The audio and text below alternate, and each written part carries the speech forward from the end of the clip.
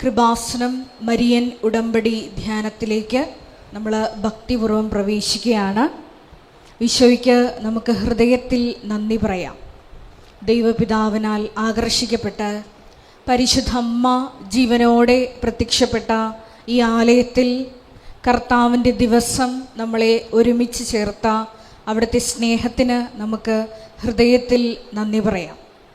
നമുക്കറിയാവുന്നതുപോലെ 2004 ഡിസംബർ 7 ഉച്ചകഴിഞ്ഞ് 2:30 ഇതുപോലൊരു ആരാധനാ മധ്യയാണ് ദൈവമാതാവ് സമയഘടികാരം നെഞ്ചിൽ ചാർത്തി ഈ അൾത്താരയിൽ പ്രത്യക്ഷയായിക്കൊണ്ട് ദുരന്തം ഉണ്ടാകുവാൻ പോകുന്നു, പ്രാർത്ഥിക്കണമെന്ന വലിയ ദൈവിക സന്ദേശം കൈമാറിയത്. ജീവിതത്തിൻ്റെ വിവിധ ദുരന്ത മുഖങ്ങളിലൂടെ കടന്നു പോകുന്ന സമയത്താണ് നമ്മളും ഈ ആലയത്തിൽ കടന്നു വന്നുകൊണ്ട് പരിശുദ്ധ അമ്മ അന്ന് നിർദ്ദേശിച്ചതുപോലെ ഈ ദുരന്ത മുഖത്തെ അതിജീവിക്കുവാൻ മരിയൻ ഉടമ്പടി എടുത്ത് വിശ്വസ്താപൂർവം പാലിച്ച് മുന്നേറുന്നത്.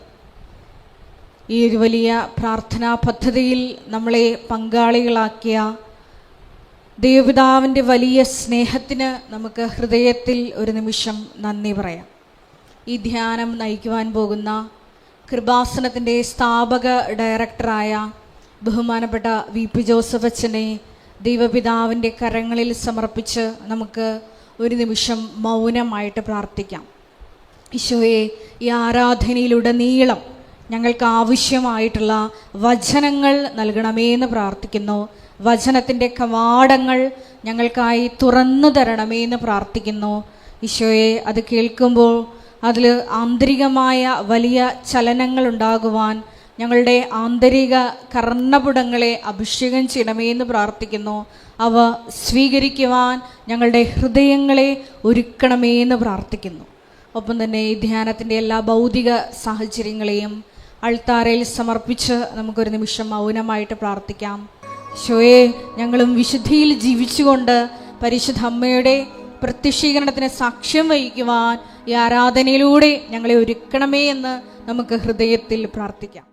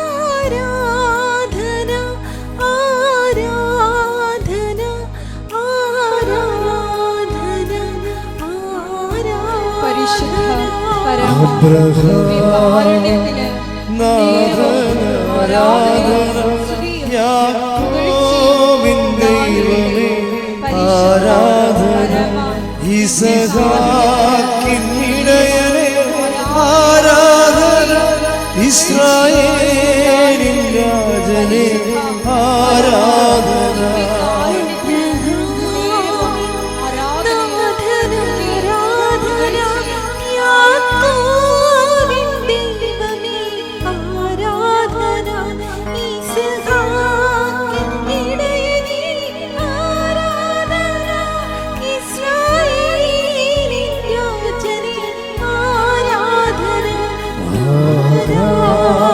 കരങ്ങൾ വീശിക്കൊണ്ട് ആരാധന ആരാധന ആരാധന ആരാധന ആരാധന ആരാധന ആരാധന. യേശുവേ നന്ദി. ഹല്ലേലൂയ ഹല്ലേലൂയ.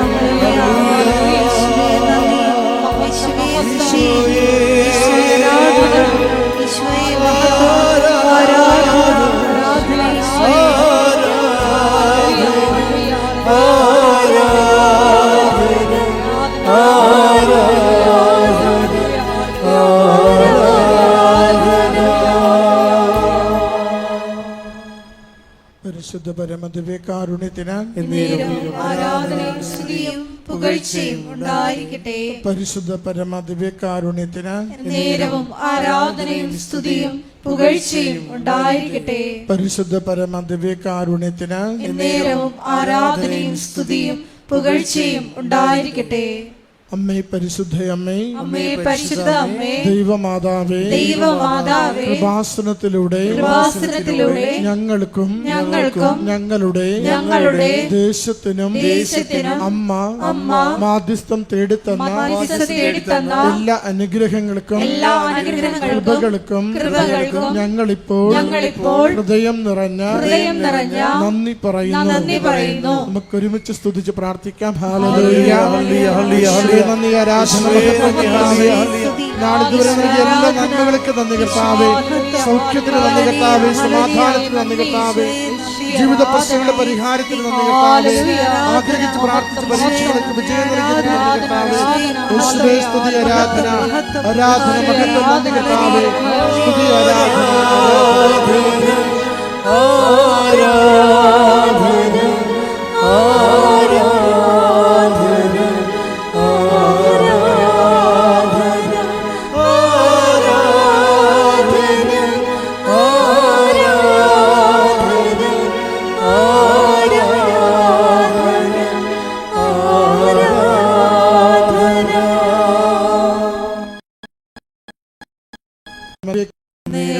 ആരാധനയും സ്തുതിയും പുകഴ്ചയും ഉണ്ടായിരിക്കട്ടെ. പരിശുദ്ധ പരമദിവ്യകാരുണ്യത്തിന് എന്നേരവും ആരാധനയും സ്തുതിയും പുകഴ്ചയും ഉണ്ടായിരിക്കട്ടെ. പരിശുദ്ധ പരമദിവ്യകാരുണ്യത്തിന് എന്നേരവും ആരാധനയും സ്തുതിയും പുകഴ്ചയും ഉണ്ടായിരിക്കട്ടെ. അമ്മേ പരിശുദ്ധയമ്മേ, അമ്മേ പരിശുദ്ധ ദൈവമാതാവേ, 2004 ഡിസംബർ 7-ാം തീയതി ഉച്ചകഴിഞ്ഞ് 2:30 കൃപാസനത്തിൽ സംഭവിച്ച അമ്മയുടെ പ്രത്യക്ഷപ്പെടലിനെ കുറിച്ച് തിരുസഭയ്ക്ക് സമർപ്പിച്ചിരിക്കുന്ന പഠനരേഖകളുടെ വസ്തുനിഷ്ഠവും ദൈവശാസ്ത്ര വിധിപ്രകാരമുള്ളതുമായ അന്വേഷണ പഠനങ്ങൾ നടത്തി ആ പ്രത്യക്ഷപ്പെടലിലൂടെ പ്രകടമായ ദൈവമാതാവിന്റെ പ്രത്യേക കരുതലും സംരക്ഷണവും വെളിപ്പെടുത്തുന്ന പീഡിതരുടെ ആശ്വാസവും പ്രവാചകന്മാരുടെ രാജ്ഞിയും വാഗ്ദാനത്തിന്റെ പേടകവും പ്രപഞ്ച പ്രകൃതിയുടെ മാതാവുമായ പരിശുദ്ധമ്മയുടെ ഭക്തി തിരുസഭയിൽ കൂടുതൽ പ്രചരിച്ച് ജീവിതത്തിന്റെ ദുരിത ദുരന്ത അവസ്ഥകളിൽ അകപ്പെട്ട് കഴിയുന്ന അനേകായിരം മക്കൾക്ക് ദൈവത്തിന്റെ സാന്നിധ്യവും സന്ധിപ്പും കൂടുതൽ അനുഭവിക്കുക വഴി ആത്മീയ വിശുദ്ധിയും ദൈവശക്തി കൈവരിക്കുവാൻ ഞങ്ങളുടെ കുടുംബങ്ങളെ ഇടയാക്കണമേ. ഒരുമിച്ച് സ്തുതിച്ച് പ്രാർത്ഥിക്കാം. ഹല്ലേലൂയ, യേശുവേ സ്തുതി, ആരാധന, മഹത്വം കർത്താവേ. ഈ ആരാധനയിൽ പങ്കുചേർന്ന ഓരോരുത്തരെയും അവിടുത്തെ ദിവ്യകാരുണ്യത്തിന്റെ സംരക്ഷണയാൽ രോഗികൾക്ക് സൗഖ്യം നൽകണമേ, ജീവിതങ്ങളെ ക്രമപ്പെടുത്തണമേ, ഉടമ്പടിയിൽ വിശ്വസ്തതയോടെ സംരക്ഷണയിൽ എല്ലാ പ്രവസ്ഥകളും തരണം ചെയ്യുവാൻ ആത്മധൈര്യം നൽകി ഞങ്ങളെ അനുഗ്രഹിക്കണമേ. ഹല്ലേലൂയ, യേശുവേ സ്തുതി, ആരാധന, മഹത്വം കർത്താവേ, സ്തുതി കർത്താവേ, ആരാധന,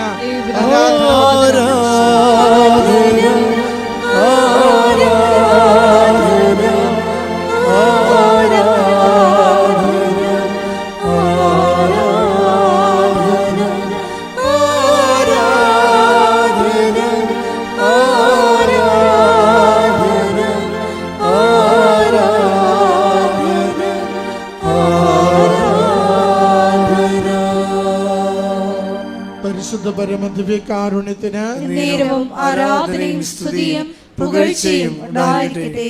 പരിശുദ്ധ പരമദിവ്യകാരുണ്യത്തിന് എന്നേരവും ആരാധനയും സ്തുതിയും പുകഴ്ചയും ഉണ്ടായിരിക്കട്ടെ. പരിശുദ്ധ പരമദിവ്യകാരുണ്യത്തിന് എന്നേരവും ആരാധനയും സ്തുതിയും പുകഴ്ചയും ഉണ്ടായിരിക്കട്ടെ.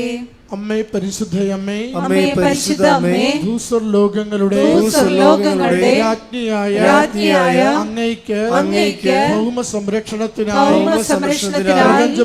പ്രപഞ്ച പ്രകൃതിയെ തിരുസഭ പ്രതിഷ്ഠിക്കുവാൻ പ്രത്യക്ഷീകരണം വഴി ഇടയാക്കണമേ. പരിശുദ്ധമ്മേ, ജപമാല മാതാവേ, സകല കൃപാസനം പ്രാർത്ഥനകളോടും ചേർത്ത് ഞങ്ങളിപ്പോൾ പ്രാർത്ഥിക്കുന്ന ഈ കുടുംബത്തിന്റെ പ്രത്യേക നിയോഗവും നമ്മുടെ എല്ലാ അപേക്ഷകളും ആവശ്യങ്ങളും കൃപാസന മാതാവിന്റെ സംരക്ഷണയിൽ ദിവ്യകാരുണ്യനാഥന് സമർപ്പിക്കാം.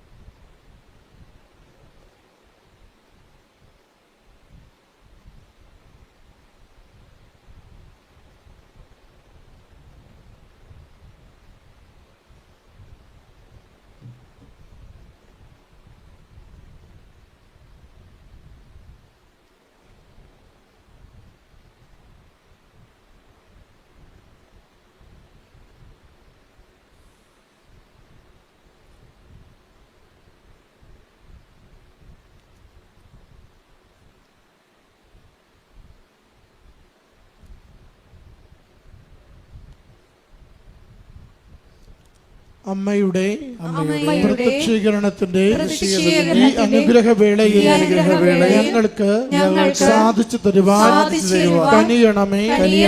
ആമേൻ. ഒരുമിച്ച് സ്തുതിക്കാം. ഹല്ലേലൂയ. യേശുവേ സ്തുതി, ആരാധന, മഹത്വം കർത്താവേ. ഈ ആരാധനയിലൂടെ ജോസഫ് അച്ഛനിലൂടെ കാലത്തിന് ആവശ്യമായ ഞങ്ങൾക്ക് ആവശ്യമായ ദൈവവചനത്തിലെ സന്ദേശങ്ങൾ ഞങ്ങളെ പരിപാലിക്കണമേ കർത്താവേ. അവിടുത്തെ നാമത്തെ മഹത്വപ്പെടുത്തണമേ. ഹല്ലേലൂയ. സ്തുതി, ആരാധന, മഹത്വം, സ്തുതി കർത്താവേ. നമുക്കെല്ലാവർക്കും എഴുന്നേറ്റ് നിന്നുകൊണ്ട് ദിവ്യകാരുണ്യനാഥനെ മഹത്വപ്പെടുത്തി ഗായക സംഘത്തോട് ചേർന്ന് ദൈവസ്നേഹത്തോടെ കരങ്ങളടിച്ച് പാടി പ്രാർത്ഥിക്കാം.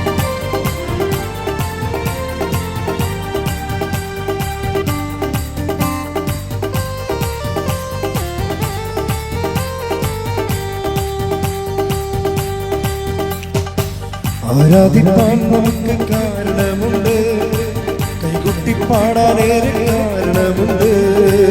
ആരാധിപ്പാൻ നമുക്ക് കാരണമുണ്ട്, കൈകൊട്ടി പാടാനേറെ കാരണമുണ്ട്.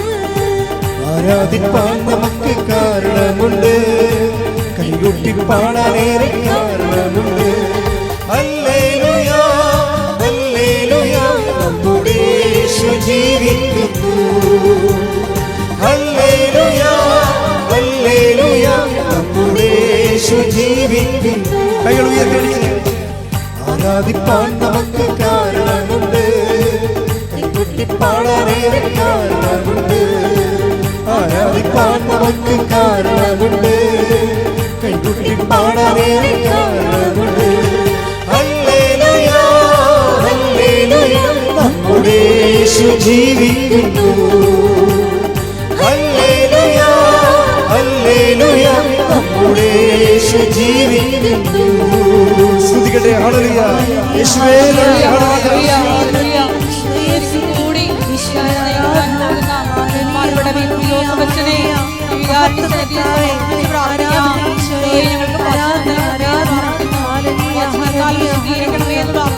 എന്ന് പ്രാർത്ഥിക്കുന്നു. സാക്ഷികളാക്കി ഉയർത്തണമേ എന്ന് പ്രാർത്ഥിക്കുന്നു. ഹല്ലേലൂയ, ഹല്ലേലൂയ, മഹത്വം, ആരാധന, ഹല്ലേലൂയ, പിതാവേ നന്ദി, ഹല്ലേലൂയ. കാലുകളേറെ കുറെ വഴുതിപ്പോയി, ഒരിക്കലും ഉയരില്ല എന്നു നിലച്ചു. കാലുകളേറെ കുറെ വഴുതിപ്പോയി, ഒരിക്കലും ഉയരില്ല എന്നു നിലച്ചു. കാലുകളേറെ കുറെ വഴുതിപ്പോയി, ഒരിക്കലും ഉയരില്ല എന്നു നിലച്ചു. എന്റെ നിലവുകൾ ദൈവം മാറ്റിയെഴുതി, പിന്നെ കാൽ വഴുതുവാൻ ഇടവന്നില്ല. എന്റെ നിലവുകൾ ദൈവം മാറ്റിയെഴുതി, പിന്നെ കാൽ വഴുതുവാൻ. കൈകൾ ഉയർത്തി. ഹല്ലേലൂയ, ഹല്ലേലൂയ, നമ്മുടെ യേശു ജീവിക്കുന്നു. ഉറക്കെ ഉറക്കെ ഹല്ലേലൂയ ഹല്ലേലൂയ, നമ്മുടെ യേശു ജീവിക്കുന്നു. ആരാധിപ്പാൻ നമുക്ക് കാരണമുണ്ട്, കൈകൊട്ടിപ്പാടാനേറെ കാരണമുണ്ട്. ആരാധിപ്പാൻ നമുക്ക് കാരണമുണ്ട്, കൈകൊട്ടിപ്പാടാനേറെ കാരണം. സ്തുതിക്കട്ടെ. ഹല്ലേലൂയ ഹല്ലേലൂയ. യേശുവേ നന്ദി നന്ദി ഹല്ലേലൂയ.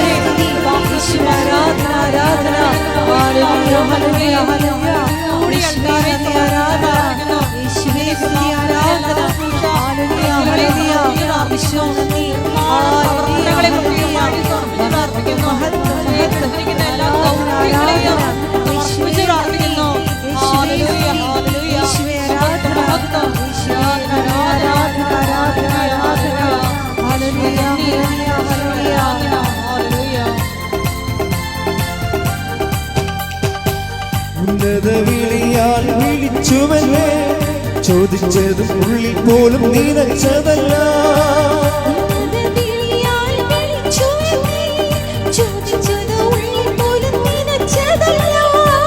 ഉന്നത വിളിയാൽ വിളിച്ചുവല്ലേ, ചോദിച്ചതും ഉള്ളിൽ പോലും നിനച്ചതല്ല. ദയ തോന്നി എന്റെ മേൽ ചൊരിഞ്ഞതാണേ, ആയുസ്സെല്ലാം നിനക്കായി നൽകിയിടുന്നു ഞാൻ. ദയ തോന്നി എന്റെ മേൽ ചൊരിഞ്ഞതാണേ, ആയുസ്സെല്ലാം നിനക്കായി നൽകിയിടുന്നു. കൈകൾ ഉയർത്തി ഹല്ലേലൂയ ഹല്ലേലൂയ, നമ്മുടെ യേശു ജീവിക്കുന്നു. ഉറക്കെ ഉറക്കെ ഹല്ലേലൂയ ഹല്ലേലൂയ, നമ്മുടെ യേശു ജീവിക്കുന്നു. ആരാധിപ്പാൻ നമുക്ക് കാരണമുണ്ട്, കൈകൊട്ടിപ്പാടാനേറെ കാരണമുണ്ട്. ആരാധിപ്പാൻ നമുക്ക് കാരണമുണ്ട്, കൈകൊട്ടിപ്പാടാനേറെ കാരണം. സ്തുതിക്കട്ടെ. ഹല്ലേലൂയ ഹല്ലേലൂയ ഹല്ലേലൂയ. യേശുവേ ആരാധന ആരാധന. യേശുവേ നന്ദി മഹത്വം മഹത്വം മഹത്വം മഹത്വം. ഹല്ലേലൂയ ഹല്ലേലൂയ ഹല്ലേലൂയ. യേശുവേ ആരാധിക്കുന്നു ആരാധിക്കുന്നു. യേശുവേ ഹല്ലേലൂയ. സ്തുതിക്കട്ടെ. ഹല്ലേലൂയ ഹല്ലേലൂയ ഹല്ലേലൂയ. യേശുവേ നന്ദി ഹല്ലേലൂയ ഹല്ലേലൂയ.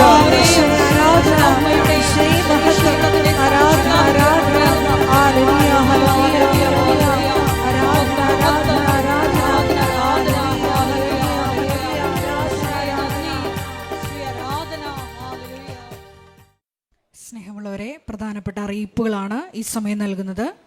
കൃപാസനത്തിൽ എല്ലാ ദിവസവും മരിയൻ ഉടമ്പടി എടുക്കാനും പുതുക്കാനുമുള്ള അവസരം ഉണ്ടായിരിക്കുന്നതാണ്.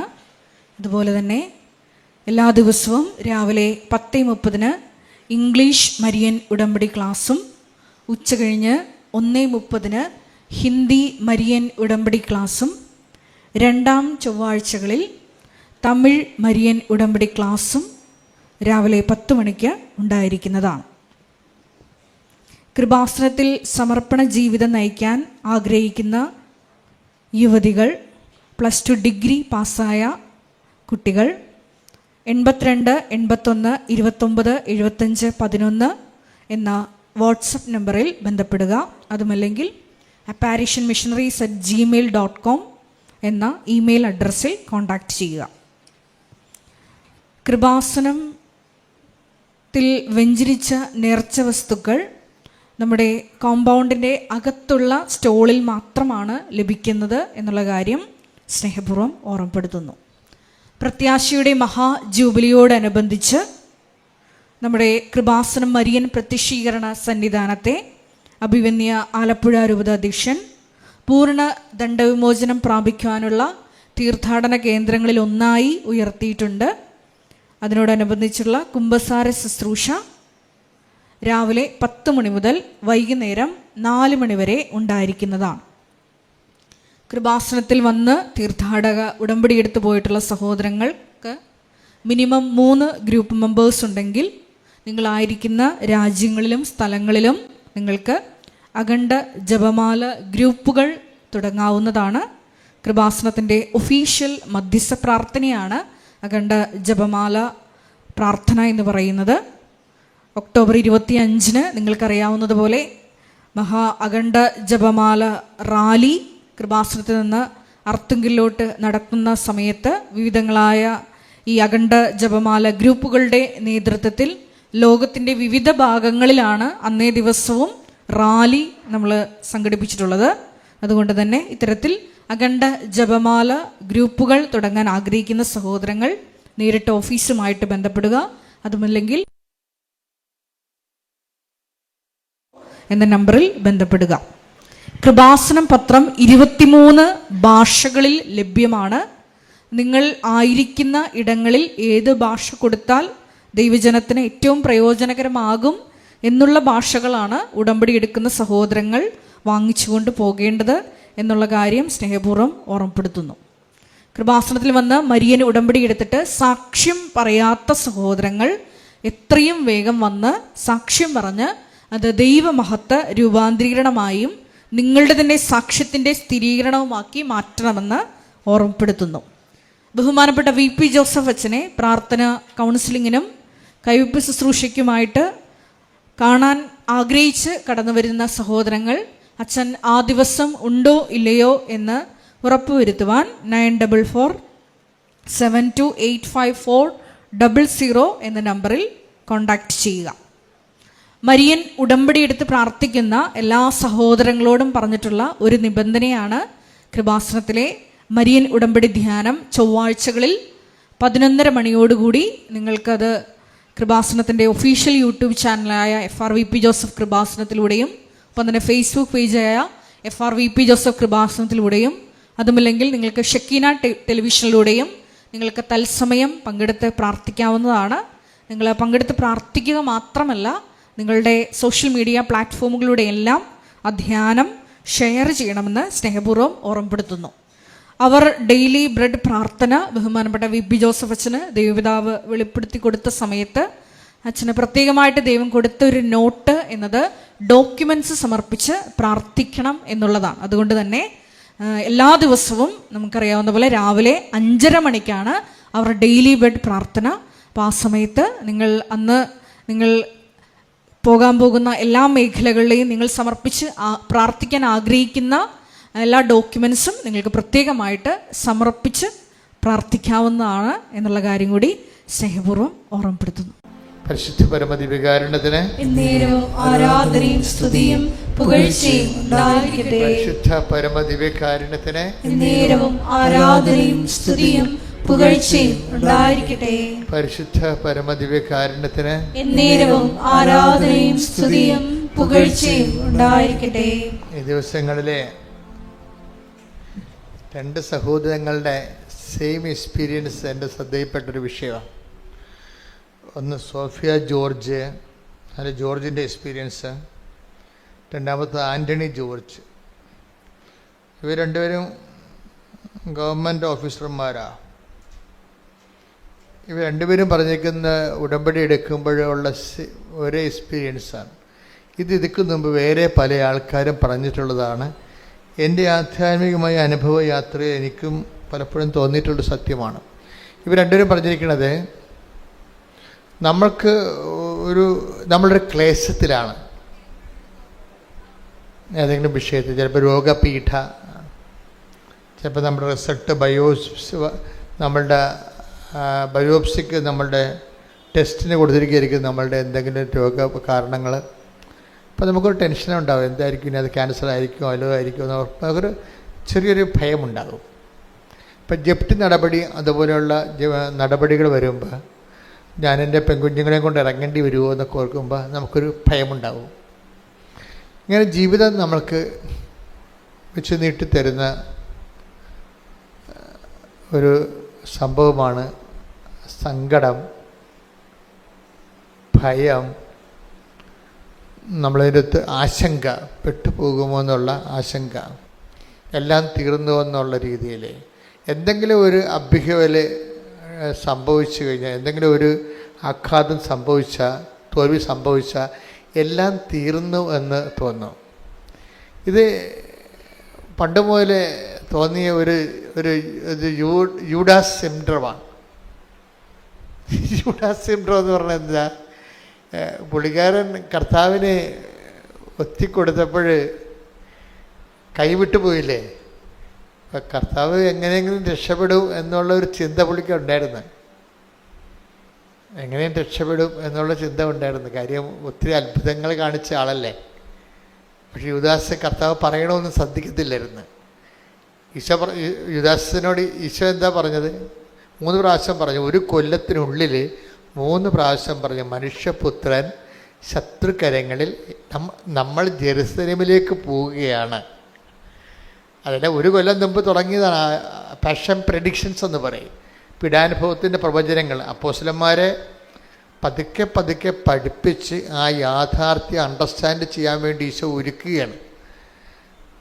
അത് ശരിക്കും പറഞ്ഞാൽ അവരുടെ ഒരു ഇമോഷണൽ സെറ്റപ്പ്, ഇമോഷണലി ഈ പാഷനോട് ഫ്രണ്ട്ലി ആയിരിക്കണം എന്നാണ് ഈശോ പറയണത്. തിയോളജിക്കലായിട്ട് വേറെ ഒത്തിരിയൊക്കെ വ്യാഖ്യാനമൊക്കെ പറയുന്നുണ്ടെങ്കിലും അതൊരു ഇമോഷണലി ആയിട്ട് അവരെ ഫ്രണ്ട്ലി ആക്കി എടുക്കുകയാണ്. കുരിശ് മരണം ഉൾക്കൊള്ളാൻ പറ്റാത്ത സാധനമാണ്. അതുകൊണ്ട് ഈശോ 1 കൊല്ലം മുമ്പ് തന്നെ അതിന് സ്റ്റഡി ക്ലാസ് കൊടുക്കുമായിരുന്നു. എന്താണ്? നമ്മൾ ജെറുസലേമിലേക്ക് പോവുകയാണ്, അവിടെ വെച്ച് ചില കാര്യങ്ങളൊക്കെ സംഭവിക്കും, നിങ്ങൾ ജീവിതത്തിൽ ഒരിക്കലും കേൾക്കാത്ത കാര്യങ്ങൾ കേൾക്കും. അപ്പോൾ അതൊക്കെ പറയുമ്പോൾ പതുക്കെ പതുക്കെ അപ്പോസ്തലന്മാരെ ആ വിഷയത്തോട് വളരെ ഒരു വലിയ പൊട്ടിത്തെറി ഒഴിവാക്കാൻ വേണ്ടി ചെയ്യണ കാര്യങ്ങളാണ്. മനുഷ്യപുത്രൻ ശത്രുകരങ്ങളിൽ ഏൽപ്പിക്കപ്പെടും, അവർ അവനെ പീഡിപ്പിക്കും, അവരവനെ കുരിശിൽ കൊല്ലും. അത്രയും പറയുമ്പോൾ ബാക്കിയോ ഇവർ ശ്രദ്ധിക്കത്തില്ല. യഥാർത്ഥ കാര്യം പിന്നീട് പറയുന്നുണ്ട് ഈശോ ഏറ്റവും അവസാനം. ഈ ദൈവവചനത്തിൻ്റെ ഒരു പ്രോബ്ലം എന്ന് പറയണത് ഇത് അവസാനം വരെ കേട്ടിരിക്കണം. ഇടയ്ക്ക് വെച്ച് വല്ലതും കേട്ടിട്ട് ചാടി ആത്മഹത്യ ചെയ്യരുത്. എന്താണ് കാര്യം? ഇടയ്ക്ക് വെച്ച് വല്ലതും കേട്ട് ചാടി ആത്മഹത്യ ചെയ്താണ് യൂദാസ് സിൻഡ്രോം എന്ന് പറയണത്. അയാൾ ഈ അവസാനം പറഞ്ഞ് കേട്ടിട്ടില്ല. മനുഷ്യപുത്രനെ ശത്രുക്കരങ്ങൾ ഏൽപ്പിക്കപ്പെടും, അവർ എന്നെ പീഡിപ്പിക്കും, അവനെ കുരിശിൽ കൊല്ലുമെന്ന് പറഞ്ഞാൽ ഈശോ അവസാനം പറഞ്ഞു എന്താണ്? എങ്കിലും അവൻ 3-ാം ദിവസം ഉയർത്തെഴുന്നേൽക്കും. അതാണ് യൂദാസ് കേൾക്കാതെ പോയ സുവിശേഷം. ഞാൻ എപ്പോഴും അതിനങ്ങനെ വിളിക്കാനാണ് ആഗ്രഹിക്കുന്നത്. യൂദാസ് കേൾക്കാതെ പോയ സുവിശേഷം എന്താണ്? 3-ാം ദിവസം ഉയർത്തെഴുന്നേൽക്കും. പത്രോസ് കേട്ടു, പക്ഷേ എങ്കിലും കർത്താവ് പീഡിപ്പിക്കപ്പെടുന്നതിനെക്കുറിച്ച് ഇമോഷണലി അത് ഉൾക്കൊള്ളാൻ ഭയങ്കര പാടായിരുന്നു. പുള്ളിക്കാരന് കർത്താവിനോട് പണ്ടാര സ്നേഹമായിരുന്നു, വല്ലാത്ത സ്നേഹമായിരുന്നു. അതുകൊണ്ട് തന്നെ ഈശോയുടെ ഒരു രീതി അനുസരിച്ച് ഈശോ പറയവേ, എന്നെ സ്നേഹിക്കുന്നവനെ ഞാൻ എന്നെ തന്നെ വെളിപ്പെടുത്തുമെന്ന്. ഇപ്പോൾ ഈ അതായത് ഈ വിഷയം എപ്പോഴും നമ്മൾ ദൈവമായിട്ടുള്ള യാത്രയിൽ നമ്മൾ തുടങ്ങേണ്ടതും തുടരേണ്ടതുമായിട്ടുള്ള കാര്യം ദൈവസ്നേഹമാണ്. അതിപ്പോൾ ഇപ്പം നമുക്ക് പനി വരാം, രോഗം വരാം, ചിലപ്പോൾ ഗുരുതരമായ രോഗം വരാം. ഇതൊക്കെ നമ്മൾ ദൈവത്തിൻ്റെ ശക്തി കൂടുതൽ അറിയാനും ദൈവത്തിൻ്റെ സ്നേഹം കൂടുതൽ അറിയാനും വേണ്ടിയുള്ള ദൈവത്തിൻ്റെ ഒരു പരിപാലനയാണ്. പക്ഷെ നമുക്ക് ധൃതിയായത് കൊണ്ട്, നമുക്ക് അത്രയും കഴിവില്ലാത്തത് കൊണ്ട് നമ്മളുടനെ ചാടി എന്തെങ്കിലുമൊക്കെ പ്രവർത്തിച്ച് കളയും. ആത്മഹത്യ ചെയ്തില്ലെങ്കിൽ പോലും ചില ആൾക്കാരെ പ്രാർത്ഥിക്കാണ്ടിരിക്കും. ഇല്ലേ? ആത്മഹത്യ ചെയ്തില്ല, പക്ഷെ എന്തെങ്കിലും സംഭവിച്ചാൽ നമ്മളെന്ത് ചെയ്യും? ആധ്യാത്മികമായിട്ട് ആത്മഹത്യ ചെയ്യും. ശാരീരികമായിട്ട് കെട്ടിത്തൂങ്ങി യൂദാസിനെ പോലെ ചാകത്തില്ലെങ്കിലും നമ്മളും ചാകും. ആധ്യാത്മികമായിട്ട് ആത്മഹത്യ ചെയ്യും. അതെന്താണ്? Spiritual suicide. അത് നമ്മളെല്ലാവരും ചെയ്യേണ്ട ഒരു സാധനമാണ്. സ്പിരിച്വൽ സൂയിസൈഡ് എന്താണ്? എന്തെങ്കിലും സംഭവിച്ചു കഴിഞ്ഞാൽ അന്നത്തെ സന്ധ്യപ്രാർത്ഥന മുടക്കും. അതാണ് ഇല്ലേ? ഉറപ്പല്ലേ? എന്തെങ്കിലും നമുക്ക് പറ്റാത്ത വിഷമം സംഭവിച്ചു കഴിഞ്ഞാൽ നമ്മളുടനെ കുർബാന മുടക്കും. അതാണ് സ്പിരിച്വൽ സൂയിസൈഡ് എന്ന് പറയുന്നത്. അതും ഫിസിക്കൽ സൂയിസൈഡും തമ്മിൽ വലിയ വ്യത്യാസമൊന്നും ഇല്ല. ഇത്തിരി മറ്റത് സ്പിരിച്വൽ സൂയിസൈഡിന് ഇനിയും തിരിച്ചു വരാനൊക്കെ പറ്റും, ഫിസിക്കൽ സൂയിസൈഡിന് തിരിച്ചു വരാൻ പറ്റത്തില്ല. അപ്പോൾ ഈ രണ്ടും സംഭവിക്കാൻ സാധ്യതയുണ്ടെന്നറിയാം ശിഷ്യന്മാർക്ക്. ഒന്നെങ്കിൽ ഈ ജെറുസലേമിൽ സംഭവിക്കാൻ പോകുന്ന വിഷയങ്ങൾ അവർ ഓൾ ഓൺ എ സഡൻ കേട്ട് കഴിഞ്ഞാൽ രണ്ട് കാര്യം സംഭവിക്കും. ഒന്നെങ്കിൽ സ്പിരിച്വൽ സൂയിസൈഡ് സംഭവിക്കും. അത് പത്രോസിന് അങ്ങനെ സംഭവിച്ചു. കാര്യം കർത്താവ് പത്രോസോട് പറഞ്ഞായിരുന്നു, നിനക്ക് സ്പിരിച്വൽ സൂയിസൈഡ് സംഭവിക്കും, മറ്റവന് ഫിസിക്കൽ സൂയിസൈഡാണ് സംഭവിക്കുന്നത്. അവൻ തട്ടിത്തൂക്കി മരിക്കും. കാര്യം അവൻ ഉയർത്തെഴുന്നേൽപ്പിനെ കുറിച്ച് കേട്ടില്ല. അതുകൊണ്ടാണ്. ഉയർത്തെഴുന്നേൽപ്പിനെക്കുറിച്ച് കേട്ടില്ലെങ്കിൽ കുഴപ്പമാണ്. ക്രിസ്തുവിനെക്കുറിച്ച് എല്ലാം കേട്ട് അണ്ണന്മാരുടെ കൊണ്ട് കുഴപ്പം അതാണല്ല, ക്രിസ്തു സാമൂഹ്യ പരിഷ്കർത്താവാണ് എന്നൊക്കെ പറയുന്നില്ല. അതൊക്കെ വിവരക്കേട്, ബോധമില്ലാത്തവന് പുറമേ അകലെ നിന്നുകൊണ്ട് ക്രിസ്തുവിനെ മനസ്സിലാക്കാൻ ഉള്ള ഒരു വൃഥാശ്രമങ്ങളാണ്. ക്രിസ്തു സാമൂഹ്യ പരിഷ്കർത്താവായിട്ട് മന്നത്ത് പരമാനെ പോലെ വന്ന ആളല്ല, ശ്രീനാരായണ ഗുരുവിനെ പോലെ വന്ന ആളല്ല. അവനിതിനെ വിഷയത്തെക്കുറിച്ചൊക്കെ വ്യക്തതയുണ്ട്. ആ 142 സങ്കീർത്തനം വായിച്ചേ. 142 സങ്കീർത്തനം 4-ാം തിരുവചനം. വലതുവശത്തേക്ക് നോക്കി ഞാൻ കാത്തിരിക്കുന്നു. വലതുവശത്തേക്ക് നോക്കി ഞാൻ കാത്തിരിക്കുന്നു. എന്നാൽ ആരും എന്നെ ശ്രദ്ധിക്കുന്നില്ല. ഒരു രക്ഷാകേന്ദ്രവും എനിക്ക് അവശേഷിക്കുന്നില്ല. ആരും എന്നെ പരിഗണിക്കുന്നുമില്ല. അപ്പൊ ഇതിനാണ് ഈ ഓടി ഒളിക്കാൻ ഇടയില്ലെന്ന് പറയണത്. ഇട ഉണ്ടെങ്കിൽ ഓടി ഒളിക്കുക എന്നുള്ള തെറ്റിദ്ധാരണ എൻ്റെ അടുത്ത് വരും. അങ്ങനെയല്ല, ഈശോ വ്യക്തമായ രീതിയിൽ പറഞ്ഞിട്ടുണ്ട്. എന്തിനാണ്? ഈ നിമിഷത്തിന് വേണ്ടിയാണ് ഞാൻ ഇതിലേക്ക് വന്നത്. 12:27 വായിച്ചു. യോഹന്നാൻ 12:27 വായിച്ച്. ശ്രുതികട്ടെ. ഹല്ലേലൂയ, ഹല്ലേലൂയ, ഹല്ലേലൂയ, ഹല്ലേലൂയ. യേശുവേ നന്ദി. ഹല്ലേലൂയ, ഹല്ലേലൂയ. യോഹന്നാൻ 12:27. യോഹന്നാൻ 12:27. പിതാവേ, ഈ മണിക്കൂറിൽ നിന്ന് എന്നെ രക്ഷിക്കണമേ. അല്ല, ഇതിനു വേണ്ടിയാണല്ലോ ഈ മണിക്കൂറിലേക്ക് ഞാൻ വന്നത്. അപ്പൊ മരണത്തെ കർത്താവ് മനുഷ്യന്റെ പാപത്തിന് വേണ്ടിയുള്ള പരിഹാര ബലിയെ ഒഴിവാക്കാൻ പറ്റത്തില്ല. അതാണ് 12:27 പറയുന്നത്. ഓടിയൊളിക്കാനൊന്നും പറ്റത്തില്ല. ഇടവില്ലെന്ന് പറഞ്ഞിട്ട് കാര്യമില്ല. ഇടം ഉണ്ടായാലും ഓടിയൊളിക്കാൻ പറ്റത്തില്ല. എന്താ കാര്യം? ഈ മണിക്കൂറിന് വേണ്ടിയാണല്ലോ ഞാൻ. ഒന്നൊരു വായിച്ചേ. ശ്രുതികട്ടെ. ഹല്ലേലൂയ, ഹല്ലേലൂയ. ഇതിനു വേണ്ടിയാണല്ലോ ഈ മണിക്കൂറിലേക്ക് ഞാൻ വന്നത്.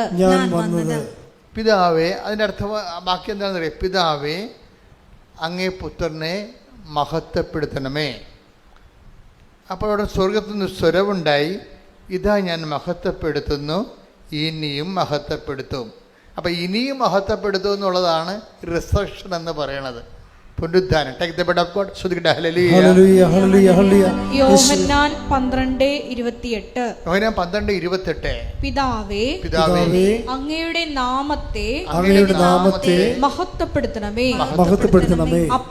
അപ്പോൾ സ്വർഗത്തിൽ നിന്ന് ഒരു സ്വരമുണ്ടായി, ഞാൻ മഹത്വപ്പെടുത്തിയിരിക്കുന്നു, ഇനിയും മഹത്വപ്പെടുത്തും.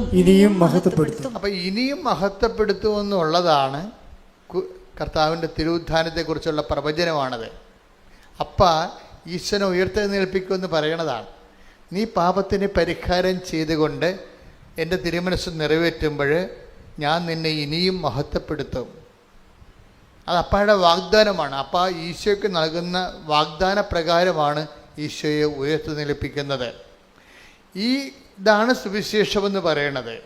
ആ ഈശോ മരിച്ചു എന്നുള്ളതല്ല സുവിശേഷം, ഈശോ ഉയർത്തെഴുന്നേറ്റു എന്നുള്ളതാണ് സുവിശേഷം. ഈ സുവിശേഷമാണ് യൂദാസ് ശ്രദ്ധിക്കാതെ പോയത്. ഇതൊരു കൊല്ലമായിട്ട് പറയണതാണ്. ഒന്നാമത്തെ പാഷൻ പ്രഡിക്ഷൻസ് എടുത്ത് ശ്രുതികട്ടെ. ഹല്ലേലൂയ, ഹല്ലേലൂയ, ഹല്ലേലൂയ, ഹല്ലേലൂയ. മത്തായി 16:21. മത്തായി 16:21. അപ്പോൾ മുതൽ യേശു തനിക്ക് ജെറുസലേമിലേക്ക് പോകേണ്ടിയിരിക്കുന്നുവെന്നും ശ്രേഷ്ഠന്മാരിൽ നിന്നും പ്രധാന പുരോഹിതന്മാരിൽ നിന്നും നിയമജ്ഞരിൽ നിന്നും വളരെയേറെ സഹിക്കേണ്ടി വരുമെന്നും താൻ വധിക്കപ്പെടുമെന്നും താൻ വധിക്കപ്പെടുമെന്നും എന്നാൽ എന്നാൽ മൂന്നാം ദിവസം ഉയർപ്പിക്കപ്പെടുമെന്നും ശിഷ്യന്മാരെ അറിയിച്ചു തുടങ്ങി.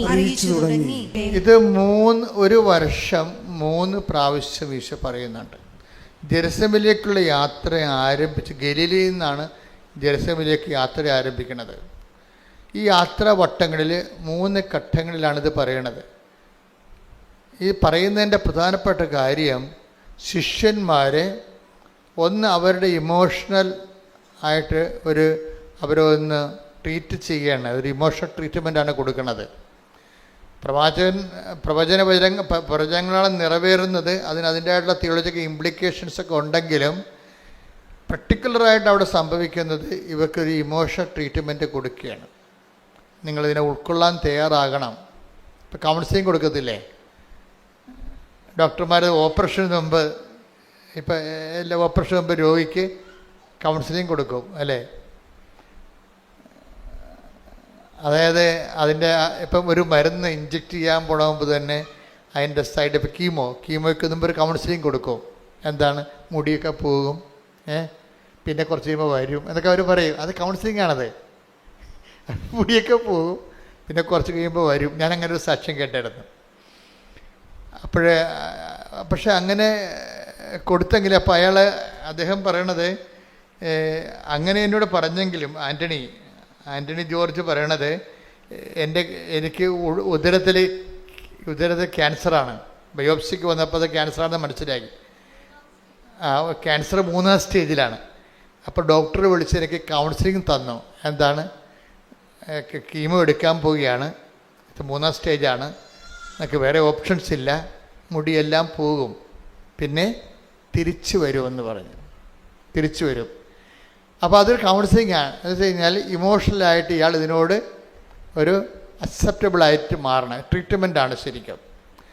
ഇതുപോലെ പാഷൻ പ്രിഡിക്ഷൻസ് എന്ന് പറയുന്ന പീഡാനുഭവ പ്രവചനങ്ങൾ നമ്മൾ ജെറുസലേമിലേക്ക് പോവുകയാണ്. അവിടെ വെച്ച് മനുഷ്യപുത്രൻ സത്യകേങ്ങ ഏൽപ്പിക്കപ്പെടും, അവനെ വധിക്കും, എന്നാൽ 3ാം ദിവസം ഉയർത്തെഴുന്നേൽക്കും. അപ്പോൾ ആ ഉയർത്തെഴുന്നേൽപ്പിൻ്റെ സുവിശേഷം യൂദാസ് കേട്ടോ ഇല്ലെന്നല്ല, അയാളത് വിശ്വസിച്ചില്ല. അതാണ് പ്രശ്നം. അയാൾ കെട്ടിത്തൂങ്ങാനുണ്ടായിരുന്ന കാരണം എന്താ? യൂദാസ് കെട്ടിത്തൂങ്ങാനുണ്ടായ കാരണം എന്താ? കാരണം ഒന്ന്, കർത്താവിൻ്റെ തിരുവുദ്ധാനത്തിൽ അയാൾ വിശ്വസിച്ചില്ല. അതാണ് പ്രശ്നം. വിശ്വസിച്ചിരുന്നെങ്കിൽ, വിശ്വസിച്ച ഒരാളുണ്ട്, ആരാണ്? പത്രോസിനോട് ചോദിച്ചായിരുന്നു, നീ എൻ്റെ പുനരുദ്ധാനത്തിൽ വിശ്വസിക്കുന്നുണ്ടോ എന്ന് ചോദിച്ചായിരുന്നു. കർത്താവ് ഡയറക്റ്റ് ചോദിച്ചായിരുന്നു. വിശ്വസിക്കാത്ത ചിലരിവിടെ ഉണ്ടെന്ന് ഈശോ പറയുന്നുണ്ട്. വിശ്വസിക്കാത്ത ചിലരിവിടെ ഉണ്ടെന്ന് പറയണപ്പോൾ ശിഷ്യന്മാരെ ഈശോ മനസ്സിലാക്കിയത് പുനരുത്ഥാനത്തിൽ വിശ്വസിക്കാത്തവരും വിശ്വസിക്കുന്നവരുമായിട്ടാണ് മനസ്സിലാക്കിയത്. അതുകൊണ്ട് തന്നെ വിശ്വസിക്കാത്ത ചിലരിവിടെയുണ്ട്. Take the word of God. ശ്രദ്ധിക്കട്ടെ. ഹല്ലേലൂയ, ഹല്ലേലൂയ, ഹല്ലേലൂയ, ഹല്ലേലൂയ, ഹല്ലേലൂയ. യോഹന്നാൻ 6:64. യോഹന്നാൻ 6:64. എന്നാൽ വിശ്വസിക്കാത്തവരായി നിങ്ങളിൽ ചിലരുണ്ട്. അവർ ആരെന്നും തന്നെ ഒറ്റിക്കൊടുക്കാനിരിക്കുന്നവൻ ആരെന്നും ആദ്യം മുതലേ അവൻ അറിഞ്ഞിരുന്നു. അപ്പൊ ആദ്യം മുതലേ തന്നെ ഈശോയ്ക്ക് അറിയാവുന്നതുകൊണ്ടാണ് ആദ്യം മുതലേ പീഡാനുഭവ പ്രവചനങ്ങൾ കൊടുക്കുന്നത്. പീഡാനുഭവ പ്രവചനങ്ങളുടെ ഉദ്ദേശം എന്താണ്? പുനരുത്ഥാനത്തെക്കുറിച്ച്, പീഡാനുഭവത്തെക്കുറിച്ച് നമ്മൾ ഈ പീഡാനുഭവ പ്രവചനം എന്നാണ് ഇതിനെ വിളിക്കുന്നത്. ശരിക്കും പറഞ്ഞാൽ അതൊരു നോൺസെൻസ് വിളിയാണ്. കാര്യം തിരുവുദ്ധാന പ്രവചനമാണത്. തിരുവുദ്ധാന പ്രവചനമാണ്. മനുഷ്യപുത്രൻ അതിൻ്റെ മെയിൻ പോയിൻ്റ്, കോർ പോയിൻ്റ് എന്താണ്? ആ 3ാം ദിവസം ഉയർത്തെഴുന്നേൽക്കുമെന്നുള്ളതാണ് കോർ പോയിൻ്റ് അതിൻ്റെ. പക്ഷേ അതിന് അല്ല നമ്മളപ്പോൾ എഴുതി വെച്ചിരിക്കണ പോലും പീഡാനുഭവ പ്രവചനം എന്ന് എഴുതി വെച്ചിരിക്കുന്നത്. പക്ഷേ അതിനല്ല, അങ്ങനെയല്ല, അതിനെ പോസിറ്റീവായിട്ടാണ് നമ്മൾ അപ്രോച്ച് ചെയ്യേണ്ടത്. എന്താണ്? 3ാം ദിവസം ഉയർത്തെഴുന്നേൽക്കും. പക്ഷേ അതിന് ഹൈലൈറ്റ് കിട്ടിയില്ല. എന്താ കാര്യം? അതിൽ വിശ്വസിച്ചില്ല. ആര്? യൂദാസ് വിശ്വസിച്ചില്ല. യൂദാസ് കർത്താവിൻ്റെ തിരുവുദ്ധാനത്തെ വിശ്വസിച്ചില്ല. അയാൾ കേട്ടായിരുന്നു അത്, പക്ഷെ അയാൾ വിശ്വസിച്ചില്ല. അപ്പം അതുകൊണ്ടാണ് ഈശോ ഇപ്പം പറഞ്ഞിരിക്കണത്. എന്താ പറഞ്ഞത്? വിശ്വസിക്കാത്തവർ, ഒന്നൂടെ വായിച്ചേ. എന്നാൽ വിശ്വസിക്കാത്തവരായി നിങ്ങളിൽ ചിലരുണ്ട്. അവർ ആരെന്നും തന്നെ ഒറ്റിക്കൊടുക്കാനിരിക്കുന്നവൻ ആരെന്നും ആദ്യം മുതലേ അവൻ അറിഞ്ഞിരുന്നു. ഇതെല്ലാം അറിഞ്ഞു തന്നെയാണ് ഇതിന് ഇയാളെ കൂടെ നിർത്തണത്. കാര്യം ഇതെല്ലാം പിതാവിൻ്റെ പദ്ധതിയുടെ ഭാഗമായിട്ടാണ് യൂദാസൊക്കെ വരണത്.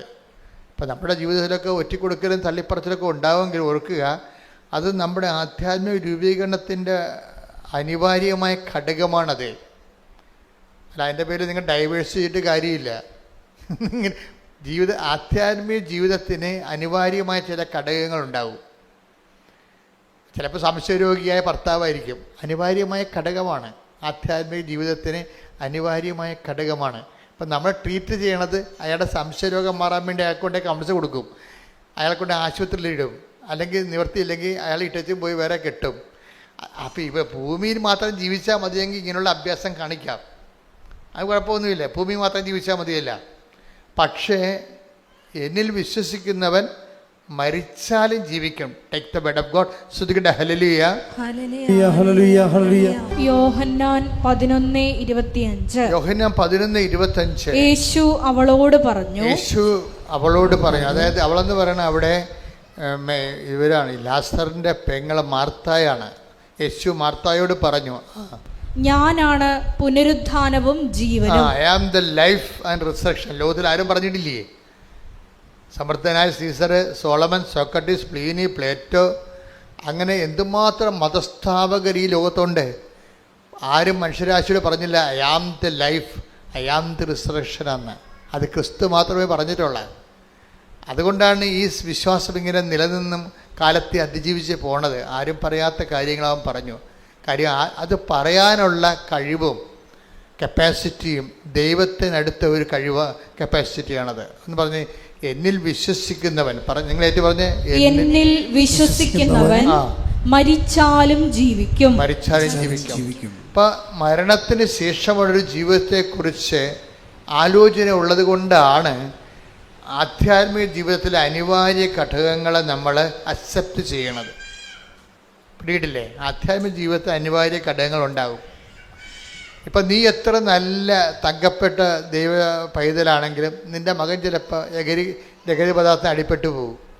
അപ്പോൾ ചിലപ്പോൾ നീ എത്ര നല്ല സന്മാതൃക കാണിച്ചാലും ആ സന്മാതൃക ഒന്നും ഉൾക്കൊള്ളണമെന്ന് നിർബന്ധമില്ല. ഉണ്ടോ? അപ്പോൾ നീ തന്നെ ഓർക്ക്, ദൈവമേ ഞാനെന്ത് ദൈവത്തിൻ്റെ മുമ്പിൽ ദൈവഭയത്തോട് ജീവിക്കണമാണ്. അപ്പോൾ അമ്മ തന്നെ മകനോട് ചോദിക്കണം, നീ എൻ്റെ വയറ്റിൽ തന്നെ ജനിച്ചതാണാ എന്ന് ചോദിക്കൂ. എന്താണ് അവരങ്ങനെ ഇവൻ പറയണ പോലെ ചിന്തിക്കണ പോലെ ഒന്നും നമ്മൾ ചിന്തിച്ചിട്ട് കൂടിയില്ല.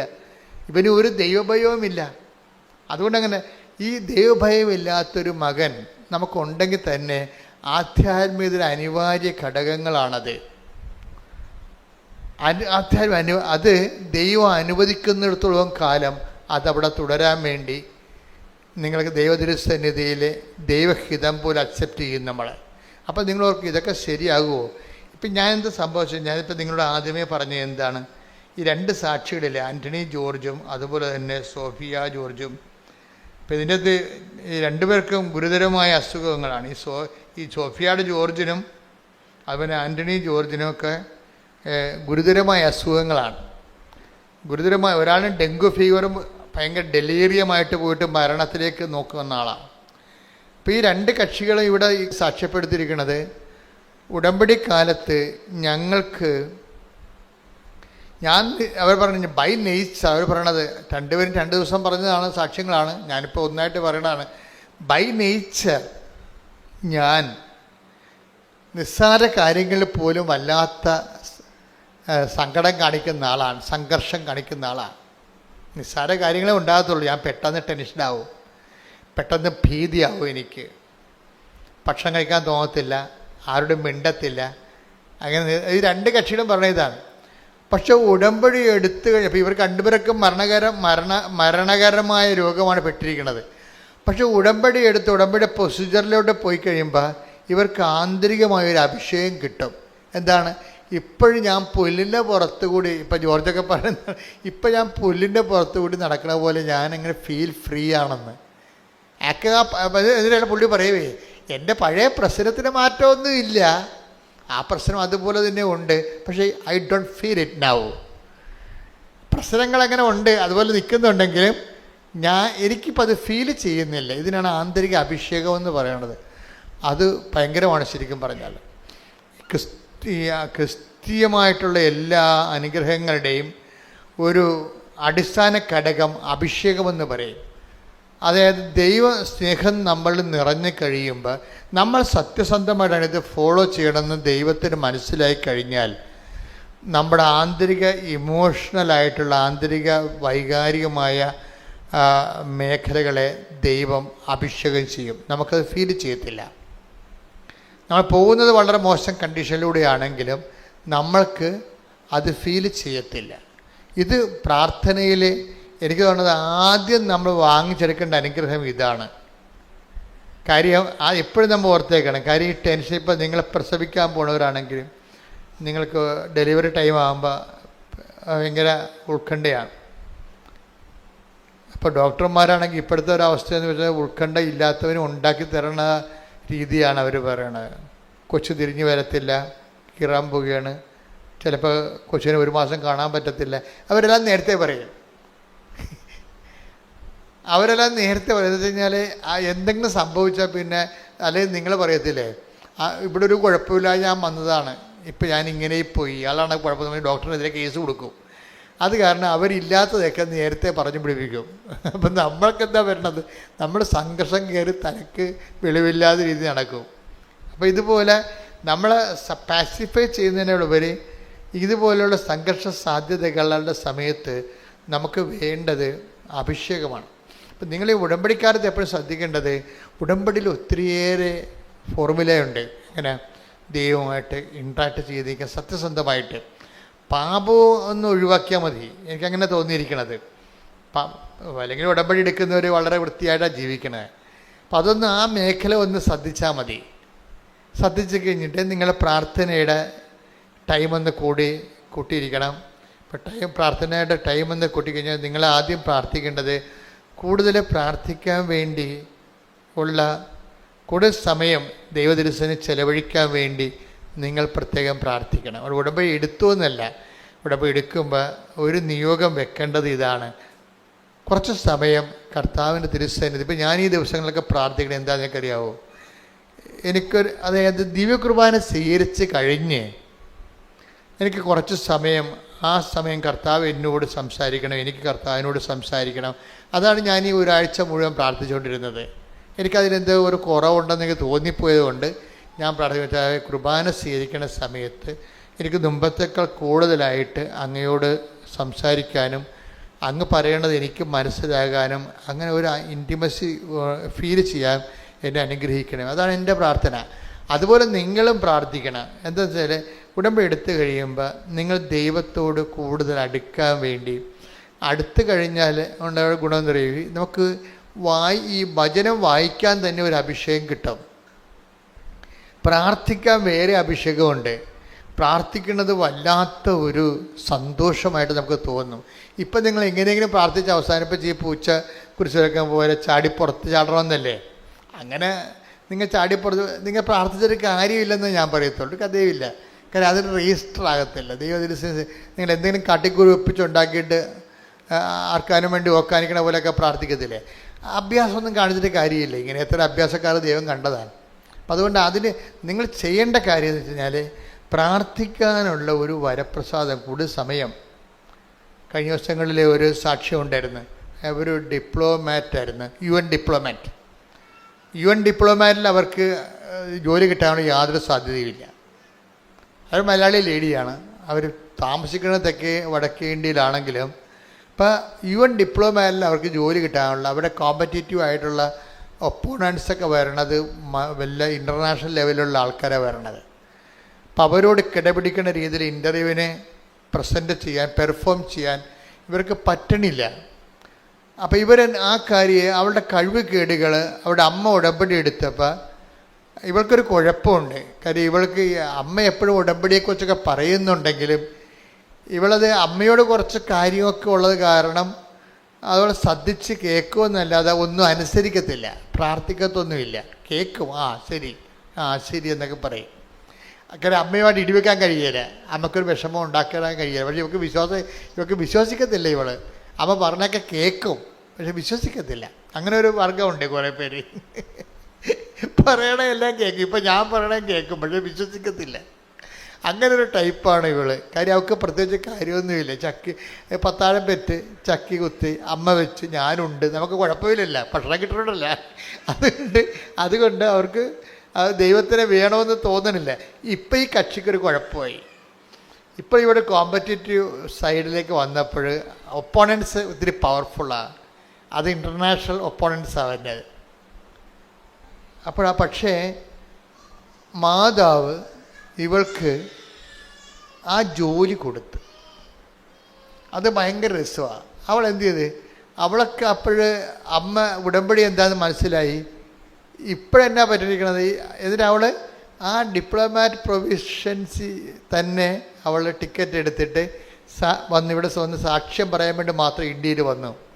എന്നിട്ട് തിരിച്ച് UN-ലേക്ക് തിരിച്ചു പോയവരെ സാക്ഷ്യം പറയാൻ വേണ്ടി മാത്രം വന്നതാണ്. കാര്യം അവൾ പറയണ കാര്യം വെച്ച് കഴിഞ്ഞാൽ അത് ദൈവം എൻ്റെ കൂടെ നിന്നത് കൊണ്ടാണ് എനിക്ക് അങ്ങനെ എൻ്റെ വളരെ ഗുരുതരമായ ഒപ്പോണൻസ് ഉണ്ടെങ്കിലും എനിക്കതിനെ കവർ ചെയ്ത് കർത്താവിനെ പ്ലേസ് ചെയ്തെന്ന് പറയും. ഇപ്പോഴവളുടെ പ്രശ്നം വെച്ച് കഴിഞ്ഞാൽ അമ്മ പറയണത് അവൾ 4 മണിക്കൂറൊക്കെയാണ് ഇപ്പോൾ കർത്താവിൻ്റെ അടുത്ത് ഇരിക്കണമെന്ന്. ഈ UN ഡിപ്ലോമാറ്റ് ഇപ്പോൾ കർത്താവിൻ്റെ അടുത്ത് ഇരിക്കണത് 4 മണിക്കൂറേ ഒറ്റ സ്ട്രെച്ചിൽ. അപ്പോൾ നമ്മളിപ്പോൾ നിങ്ങൾക്കിപ്പോൾ 4 മിനിറ്റ് പോലും ഇരിക്കാൻ പറ്റണില്ലല്ലോ. നിങ്ങൾ പ്രെയർ ടൈം കൂടുതൽ നേരം കർത്താവിൻ്റെ കൂടെ ഇരിക്കാൻ നിങ്ങൾക്ക് അനുഗ്രഹം കിട്ടിയാൽ ഈ ആൻ്റണി ജോർജിനും സോഫിയ ജോർജിനും ഈ ആൻ്റണി ജോർജിനും ഉണ്ടായ ആ അനുഭവം നിങ്ങൾക്കുണ്ടാകും. എന്താണ്? ആന്തരിക അഭിഷേകം ഉണ്ടാകും. അത് പ്രെയറിന് മാത്രമേ തരാൻ പറ്റത്തുള്ളൂ. നമ്മുടെ ഈ പ്രെയർ എന്ന് പറയുമ്പോൾ ആന്തരിക അഭിഷേകം ഉണ്ടായിക്കഴിഞ്ഞാൽ ഈ നിസ്സാര കാര്യങ്ങളിൽ ഇപ്പോൾ ചില ആൾക്കാർ പെട്ടെന്ന് ടെൻസ്ഡായി പോലെ എല്ലാ വിഷയങ്ങളോടും ഒരു വേദി ഒക്കെ ഉണ്ടാകുമ്പോൾ കുഞ്ഞു കാര്യങ്ങളെപ്പോലും പെട്ടെന്ന് സങ്കടപ്പെടുന്ന സ്വഭാവമില്ലേ? അതിന് വേണ്ടത് ആന്തരിക സൗഖ്യമല്ല വേണ്ടത്, ആന്തരിക ഇന്നർ അനോയിൻറ്റിങ്ങാണ് വേണ്ടത്. ഇന്നർ അനോയിൻറ്റിങ് പ്രാർത്ഥനയുടെ ഒരു ഭാഗമാണ്. പ്രാർത്ഥനയുടെ സമയം ഒന്ന് ചെലവഴിച്ച് കൂട്ടിക്കഴിഞ്ഞാൽ, പണ്ട് എനിക്കൊരു സ്ഥലത്ത് എനിക്ക് ട്രാൻസ്ഫർ കിട്ടി, ഒരു സ്ഥലത്ത് നിന്ന് വേറൊരു സ്ഥലത്തേക്ക്. അത് എൻ്റെ സ്വന്തം നാട് തന്നെയായിരുന്നു. പക്ഷേ എനിക്കവിടെ പോകാൻ ഭയങ്കര പാടായിരുന്നു. കാര്യം അവിടെ അന്ന് തന്നെ കള്ളവാറ്റുകാരുടെ കേസൊക്കെ നടക്കുന്ന സ്ഥലമാണ്. 28 കള്ളവാറ്റുകാരുണ്ട് അവിടെ. ഇന്നിപ്പോൾ കള്ളവാറ്റുകാർ കുറവല്ലേ, അന്ന് 28. പിന്നെ നമ്പർ ഷാപ്പുകളെല്ലാം കൂടി 4 പിന്നെ 8. ആ ഇടവക മൊത്തം മദ്യശാലയാണ്. ഇത് അവരുടെ മദ്യപന്മാരുടെയും മദ്യവിൽപ്പനക്കാരുടെയും ഒരു കേന്ദ്രമാണത്. പള്ളിയുമായിട്ട് ഇവർ ഭയങ്കര ബോൾത്തായും കേസൊക്കെ നടക്കുകയാണ്. അപ്പോൾ അങ്ങനെ നടന്ന കേസിൽ പള്ളി തന്നെ ഇവർക്ക് പൈസയൊക്കെ കൊടുക്കേണ്ടി വന്നു. അവരുടെ വീടിന് കല്ലെറിഞ്ഞെന്നൊക്കെ പറഞ്ഞ് കള്ളക്കേസൊക്കെ ഉണ്ടാക്കി ആകെപ്പാട് ഒരു തലവേദന പിടിച്ച്. അപ്പം അങ്ങനെ സ്ഥലത്തേക്ക് പോകാൻ ട്രാൻസ്ഫർ ആയപ്പോൾ എനിക്ക് സംഘർഷമായിപ്പോയി. ഞാൻ പോകേണ്ടത് എങ്ങനെയാണ് മെത്താനോട് പറയണത്. കാര്യം ഞാൻ അച്ഛനായ കാലത്ത് തന്നെ മെത്താൻ്റെ മോതിരം മുത്തിയിട്ട് ഞാനെടുത്ത മനസ്സെടുത്ത പ്രതിജ്ഞ പറയണ സ്ഥലത്ത് പോകുന്ന. അപ്പം അത് ഡീക്കനായ സമയത്ത് എടുത്തതാണ്. ഞാനന്ന് ഈശോനോട് പറഞ്ഞത് ഏത് ബെയ്റൂട്ടിൽ വേണമെങ്കിലും പോകുന്ന പറഞ്ഞാൽ. അന്ന് ബെയ്റൂട്ടായിരുന്നു പ്രശ്നം. ഇന്നിപ്പോൾ ഗാസ പ്രശ്നമുള്ള പോലെ അന്നത്തെ കാലത്ത് ഞാൻ പട്ടം മേടിക്കുന്ന കാലത്ത് 85 ബെയ്റൂട്ടായിരുന്നു പ്രശ്നം. ഭീകരവാദികൾ ബെയ്റൂട്ട് വളഞ്ഞ് എപ്പോഴും യുദ്ധമായിരുന്നു അവിടെ. അപ്പോൾ അത് പറഞ്ഞ കാരണം എനിക്ക് തിരിച്ച് പറയാൻ ഓപ്ഷനില്ല, പറയാനില്ല. പക്ഷേ എനിക്ക് പോയാൽ ഞാൻ പണി മേടിക്കുകയും ചെയ്യും. അപ്പോൾ എനിക്ക് ഭയങ്കര സങ്കടമായി. ഞാൻ എന്നെ ചെയ്ത് കുർബാനയും കഴിയുമ്പോൾ പള്ളിയുടെ പുറകിലൊരു വാഴത്തോട്ടമുണ്ട്, അവിടെ വന്ന് കുത്തിയിരിക്കും. അവിടെ കുറേ ബാത്റൂം കെട്ടിയിട്ടുണ്ട്. ഭയങ്കര മണമാണ് അവിടെ, വേറെ സ്ഥലമില്ല. കാരണം എന്നെ കണ്ട ആൾക്കാർ പ്രാർത്ഥിക്കാൻ വരും. പക്ഷേ എൻ്റെ അവസ്ഥ ആൾക്കാർക്കറിയാമോ? അതുകൊണ്ട് എനിക്കൊരു പ്രശ്നമുണ്ട്. ഞാൻ എന്ത് ചെയ്ത്, ഞാൻ ഈ ജപമാലയും കൊണ്ടുപോയി ഈ വാഴത്തോട്ടത്തിൽ ആ ബാത്റൂംസിൻ്റെ അവിടെ ഇരിക്കും. ഇവിടെ ഉച്ച വരെ അവിടെ ഇരുന്ന് പ്രാർത്ഥിക്കും. പിന്നെ ഉച്ച കഴിഞ്ഞ് ഊണും കഴിച്ചു വന്ന് പിന്നെ അവിടെ ഇരിക്കും.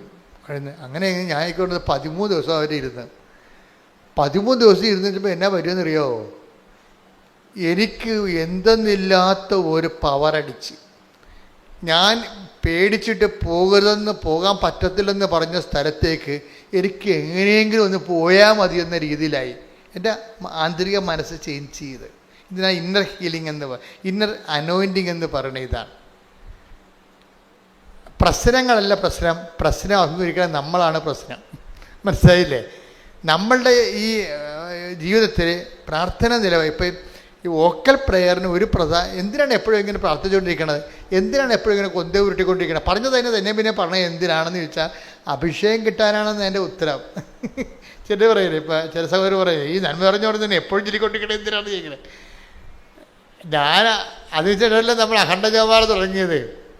അഖണ്ഡ ജപമാല ഞാൻ എൻ്റെ ജീവിതത്തിൽ ജപമാല എനിക്ക് തന്ന അനുഭവം കൊണ്ടാണ് പിന്നീട് ജപമാല കാര്യമുണ്ടെന്ന് മനസ്സിലാക്കിയപ്പോഴാണ് ഞാൻ അത് 93 അനുഭവം. ഞാനിവിടെ 2002 ഇവിടെ ആ അനുഭവം ആൾക്കാർക്ക് പകർന്നു കൊടുക്കാൻ വേണ്ടിയാണ് അഖണ്ഡ ജപമാല ആരംഭിച്ചത്. അഖണ്ഡ ജപമാല ഒരു കൊല്ലം മുഴുവൻ നടത്തി രാത്രിയും പകലും നടത്തിയപ്പോഴാണ് 2004 ഡിസംബർ 7-ാം തീയതി അമ്മ പ്രത്യക്ഷപ്പെട്ടത്. അപ്പോൾ ഈ പ്രത്യക്ഷീകരണമെന്ന് പറയണത് ഒരു പ്രാർത്ഥനയിൽ പ്രത്യക്ഷപ്പെടുകയല്ല ശരിക്കും ചെയ്യണത്, പ്രത്യക്ഷപ്പെടുത്തുകയാണ് ചെയ്യണത്. എപ്പോഴും ഓർത്തേക്കണം. അപ്പോൾ ഉദാഹരണത്തിന് അത് വായിച്ച് അപ്പോസ്തല പ്രവർത്തനങ്ങൾ 10-ാം അധ്യായം 37 മുതലുള്ള തിരുവചനങ്ങൾ. യോഹന്നാൻ പ്രസംഗിച്ച സ്നാനത്തിന് ശേഷം ഗലീലയിൽ ആരംഭിച്ച് യൂദയ മുഴുവനിലും സംഭവിച്ച കാര്യങ്ങൾ നിങ്ങൾക്ക് അറിവുള്ളതാണല്ലോ. നസ്രായനായ യേശുവിനെ പരിശുദ്ധാത്മാവിനാലും ശക്തിയാലും ദൈവം എങ്ങനെ അഭിഷേകം ചെയ്തുവെന്നും അവൻ എപ്രകാരം. ഞാൻ ഇന്നർ ഹീലിംഗ് ഇന്നർ അനോയിന്റിംഗ് എന്ന് പറയണത് എന്താണ്? ഈ പ്രാർത്ഥിക്കുമ്പോൾ രണ്ട് സംഭവിക്കും. എന്താണ് ആ വചനം ഏതാണ്? നമ്പർ എത്രയാണ്? 10:38. ഒന്നിനു വായിച്ചേ. നസ്രായനായ യേശുവിനെ പരിശുദ്ധാത്മാവിനാലും ശക്തിയാലും ദൈവം എങ്ങനെ അഭിഷേകം ചെയ്തുവെന്നും അവൻ എപ്രകാരം നന്മ പ്രവർത്തിച്ചുകൊണ്ടും പിശാചിനാൽ പീഡിപ്പിക്കപ്പെട്ടവരെ സുഖപ്പെടുത്തിക്കൊണ്ടും ചുറ്റി സഞ്ചരിച്ചുവെന്നും നിങ്ങൾക്കറിയാം. അപ്പൊ ഇന്നർ അനോയിന്റിംഗ് എന്ന് പറയുന്നത് പരിശുദ്ധാത്മാവിന് ശക്തിയല്ല, അത് പ്രാർത്ഥനയിൽ കിട്ടണതാ. ഇപ്പൊ നമ്മൾ ഒരു കൊല്ലം മുഴുവനും ഇവിടെ അഖണ്ഡ ജപമാല ചൊല്ലി രാത്രിയും പകലും അണമുറിയാതെ ചൊല്ലി. അപ്പൊ എന്ത് പറ്റി? നമുക്ക് പരിശുദ്ധാത്മാവും കിട്ടി, ശക്തിയും കിട്ടി. അതിൻ്റെ ഫലമായിട്ടാണ് ആ അഖണ്ഡ ജപമാല കഴിഞ്ഞ് അത് ഒക്ടോബർ മാസം കഴിയുമ്പോൾ ഡിസംബർ മാസത്തിൽ അമ്മ മാതാവിൻ്റെ പ്രത്യക്ഷീകരണം സമയഘടികാരം നെഞ്ചിൽ ചാർത്തിക്കൊണ്ട്. നിങ്ങൾക്ക് കൃപാസക്തി വരുമ്പോൾ ഉണ്ടാകുന്ന ഗുണം എന്താണെന്നറിയാവോ? നിങ്ങൾക്ക് ഒത്തിരിയേറെ ഇത് ലൈറ്റ് വെയ്റ്റാണ്. കൃപാസനം ആധ്യാത്മികതയുടെ ഏറ്റവും വലിയ ഗുണം ഉടമ്പടി എന്ന് പറയുന്നത് ഫെദർ ടച്ച്, ലൈറ്റ് വെയ്റ്റാണ്. പവർ സ്റ്റിയറിംഗ് എന്നൊക്കെ പറയത്തില്ലേ? Power and steering, mechanical steering അല്ല. അതിന് ഒത്തിരിയേറെ കഷ്ടപ്പാടാണ്. ഉള്ള മസിലെല്ലാം പൊടിഞ്ഞ് വേർത്ത് പൊടിഞ്ഞ് ഇത് പവർ സ്റ്റിയറിംഗ് ആണ്. എന്താ കാര്യം?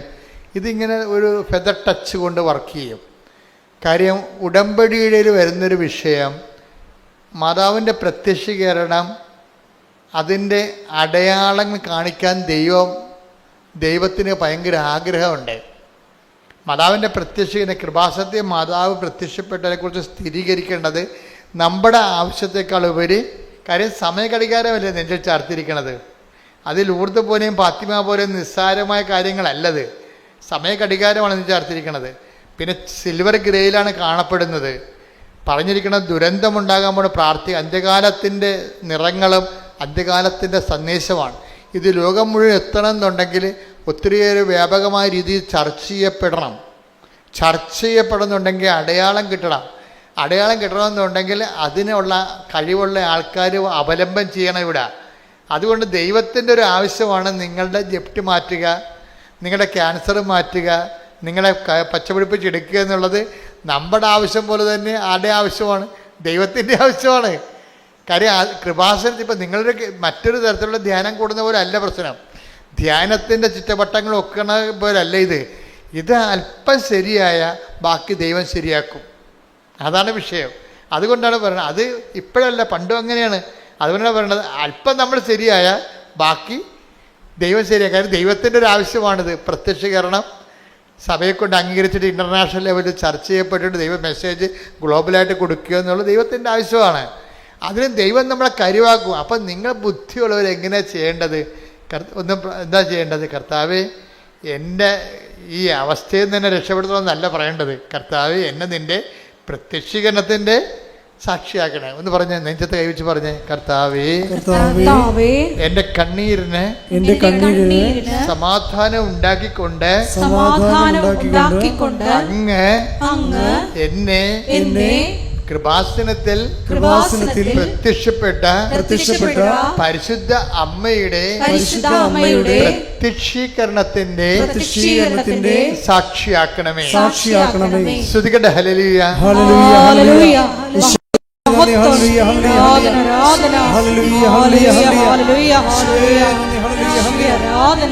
പരിശുദ്ധ അമ്മയുടെ പ്രതിഷേധത്തിന്റെ സാക്ഷികളാക്കി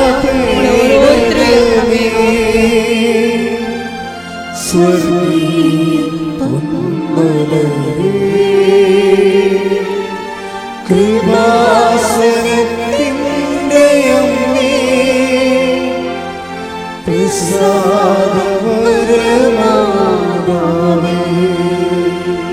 പരിശുദ്ധ പരമ ദിവ്യകാരുണ്യത്തിന് ആരാധനയും സ്തുതിയും പുകഴ്ചയും ഉണ്ടായിരിക്കട്ടെ. ഇനി നടപടി പുസ്തകം 10:41 വായിച്ചേ. അപ്പോസ്തല പ്രവർത്തനങ്ങൾ 10:40-41. അപ്പോസ്തല പ്രവർത്തനം 10:40-41. എന്നാൽ ദൈവം അവനെ മൂന്നാം ദിവസം ഉയർപ്പിക്കുകയും പ്രത്യക്ഷനാക്കുകയും ചെയ്തു. എല്ലാവർക്കുമല്ല സാക്ഷികളായി ദൈവം മുൻകൂട്ടി തിരഞ്ഞെടുത്ത ഞങ്ങൾക്ക് മാത്രം. അപ്പോൾ 2-3 കാര്യങ്ങൾ അതിൻ്റെ അകത്ത് ഉള്ളത്. എന്താ കാര്യം? ഒന്ന് വായിച്ചത് 10:40-41 വായിച്ച്. എന്നാൽ ദൈവം അവനെ മൂന്നാം ദിവസം ഉയർപ്പിക്കുകയും പ്രത്യക്ഷനാക്കുകയും ചെയ്തു. അപ്പൊ എങ്ങനെ? പ്രത്യക്ഷനാവുകയല്ല, പിന്നെന്താണ്? പ്രത്യക്ഷൻ ആക്കുകയാണ്. ഈ പ്രത്യക്ഷീകരണം എല്ലാം ആക്കുകയാണ് ചെയ്യണത്. ഇപ്പം കൃപാസനത്താറെ ജീവനോടെ മാതാവ് പ്രത്യക്ഷപ്പെട്ടത് പ്രത്യക്ഷ ആയതല്ല ശരിക്കും പറഞ്ഞ. പിന്നെന്താണ്? ദേവപിതാവ് ആക്കിയതാണ്. അപ്പോൾ അപ്പോഴും നമ്മൾ പ്രത്യക്ഷീകരണത്തിൻ്റെ സാക്ഷിയാക്കാൻ വേണ്ടി നമ്മൾ പ്രാർത്ഥിക്കുമ്പോൾ ഓർക്കേണ്ടത് ഈ വിഷയത്തിൽ പിതാവ് പ്രൈമറി ഇൻട്രസ്റ്റ് ആരുടേതാണ്? പിതാവായ ദൈവത്തിൻ്റെ ഇൻട്രസ്റ്റാണ്. കാര്യം അമ്മയെ പ്രത്യക്ഷയാക്കിയതാണ്. അതുകൊണ്ട് തന്നെ നിങ്ങളും പറയണം, എന്നെയും പ്രത്യക്ഷീകരണത്തിൻ്റെ സാക്ഷി ആക്കണമെന്ന് പറയണം. മനസ്സിലായില്ലേ? പ്രാർത്ഥന അങ്ങനെ പോകേണ്ടത്. എന്നെയും എന്ന് പറഞ്ഞ എന്നെയും പ്രത്യക്ഷീകരണത്തിൻ്റെ സാക്ഷി ആക്കണമേ. ഇവിടെ വിഷയം എന്ന് പറയണത് എല്ലാവർക്കും അല്ല എന്ന് പറഞ്ഞിട്ടുണ്ട്. അത് ദൈവാനുഭവത്തെ പറ്റി പറയുമ്പോഴേ എല്ലാവർക്കും നമുക്ക് ഇപ്പോൾ എല്ലാവരുടെ മേൽ എൻ്റെ ആത്മാവിനെ അയക്കുമെന്ന് പറഞ്ഞാലും എല്ലാവരും സ്വീകരിച്ചോ എന്നുള്ളത് വേറെ വിഷയമാണ്. ഇതാണ് പ്രശ്നം. ദൈവത്തിൻ്റെ കോമൺ പോളിസിയാണ് എല്ലാവരിലേക്കും ഞാൻ എൻ്റെ ആത്മാവിനെ അയക്കും. Take the word of God. ശ്രുതികട്ടെ. ഹല്ലേലൂയ. ജോയേൽ 2:28. ജോയേൽ പ്രവാചകന്റെ പുസ്തകം 2-ാം അധ്യായം 28-ാം വാക്യം. അന്ന് ഇങ്ങനെ സംഭവിക്കും. അന്ന് ഇങ്ങനെ സംഭവിക്കും. എല്ലാവരുടെയും മേൽ എന്റെ ആത്മാവിനെ ഞാൻ വർഷിക്കും. Praise the lord. അത് കോമൺ പോളിസിയാണ്, ജനറൽ പോളിസിയാണ്. ദൈവം ആരെയും മാറ്റി നിർത്തണില്ലെന്ന് എൻ്റെ അർത്ഥം. മനസ്സിലായില്ലേ? എല്ലാവരെയും ആണ് സ്വീകരിക്കണത്. പക്ഷേ ഉള്ളൊരു പ്രോബ്ലം, എല്ലാവരുടെയും മേലെ എൻ്റെ ആത്മാവിനെ ഞാൻ വർഷിക്കും. വർഷിച്ച അണ്ണന്മാരെല്ലാവരും സ്വീകരിച്ചോ? That's other problem.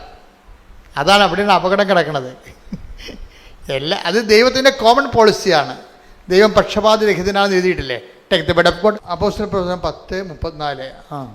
പത്രോസ് അവരോട് സംസാരിച്ചു തുടങ്ങി. പത്രോസ് അവരോട് സംസാരിച്ചു തുടങ്ങി. സത്യമായും ദൈവത്തിന് പക്ഷപാതമില്ലെന്ന്. അതാണ് പ്രശ്നം. ഞാൻ എല്ലാവരുടെയും മേൽ എൻ്റെ ആത്മാവിനെ അയക്കുമെന്ന് ജോയേൽ 2:28 പറയുന്നുണ്ടെങ്കിൽ അതിൻ്റെ അർത്ഥം എന്താണ്? അർത്ഥം ഇത്രയേ ഉള്ളൂ, ദൈവത്തിന് പക്ഷപാതമില്ല, അത്രേ ഉള്ളൂ. ആരെയും മാറ്റി നിർത്തിയിട്ട് അവർക്ക് കൊടുക്കണ്ട, ഇവർക്ക് കൊടുത്താൽ മതി എന്നൊക്കെ പറയത്തില്ലേ, അങ്ങനെയില്ല. ദൈവത്തെ അന്വേഷിക്കുന്ന ആർക്കും ദൈവം കൊടുക്കും. പക്ഷെ പ്രശ്നം എന്ന് വെച്ച് കഴിഞ്ഞാൽ, പ്രശ്നം എവിടെയാണ്? ഈ കൊടുക്കുന്ന ആൾക്കാർ സ്വീകരിക്കുന്നുണ്ടോ എന്നുള്ളതാണ് പ്രശ്നം. അവിടെയാണ്. അതാണ് അവനെ സ്വീകരിച്ചവർക്കെല്ലാം എന്ന് പ്രത്യേക ഈശോ പറയണത്. Take the word of God. യോഹന്നാൻ 1:12. തന്നെ സ്വീകരിച്ചവർക്കെല്ലാം. ഏറ്റു പറഞ്ഞ തന്നെ സ്വീകരിച്ചവർക്ക് എല്ലാം തന്റെ നാമത്തിൽ വിശ്വസിക്കുന്നവർക്കെല്ലാം ദൈവമക്കളാകാൻ അവൻ കഴിവ് നൽകി. കപ്പാസിറ്റിയാണ്, കഴിവാണ്. അതായത് ഞാൻ അന്നാൾ എൻ്റെ ആത്മാവിനെ എല്ലാവർക്കും നൽകി. പക്ഷെ എല്ലാവരും സ്വീകരിക്കണം നിർബന്ധമില്ല. സ്വീകരിക്കുന്നവർക്ക് എന്താ സംഭവിക്കണത്? ദൈവമക്കളാകാനുള്ള കഴിവ് നൽകി. പക്ഷേ സ്വീകരിക്കുന്നവർക്ക് ദൈവമക്കളാകാനുള്ള കഴിവ് വരണത് എങ്ങനെയാണ്? അവരെ എപ്പോഴാണ് വരണത്? അവർ പരിശുദ്ധാത്മാവിനാൽ നയിക്കപ്പെടണം. അതാണ് 8:14 എടുത്ത്, റോമ 8:14 എടുത്ത് ശ്രുതിക്കട്ടെ. ഹല്ലേലൂയ ഹല്ലേലൂയ ഹല്ലേലൂയ ഹല്ലേലൂയ യേശുവേ നന്ദി. ഹല്ലേലൂയ ഹല്ലേലൂയ. റോമ 8:14. റോമ 8:14. ദൈവാത്മാവിനാൽ നയിക്കപ്പെടുന്നവരെല്ലാം ദൈവത്തിന്റെ പുത്രന്മാരാണ്. ഇപ്പം ഈ യോഹന്നാൻ 1:12 റോമ 8:14 തമ്മിലാ ലിങ്ക്. എന്താ കാര്യം? സ്വീകരിച്ചവർക്കെല്ലാം ദൈവമക്കളാകാനുള്ള കഴിവ് നൽകി. അപ്പൊ ഈ കഴിവെന്ന് പറഞ്ഞാൽ എന്താ? സ്വീകരിച്ചവർക്കെല്ലാം ദൈവമക്കളായ കഴിവ്. ആ മക്കളുടെ കഴിവ് എങ്ങനെ വരണത്? ദൈവാത്മാവിനാൽ നയിക്കപ്പെടണം. അതൊക്കെ മുമ്പ് വേറെ സംഭവമുണ്ട്. ലോകാത്മാവുണ്ട്, പിന്നെന്തുണ്ട്? ദുഷ്ടാത്മാവുണ്ട്.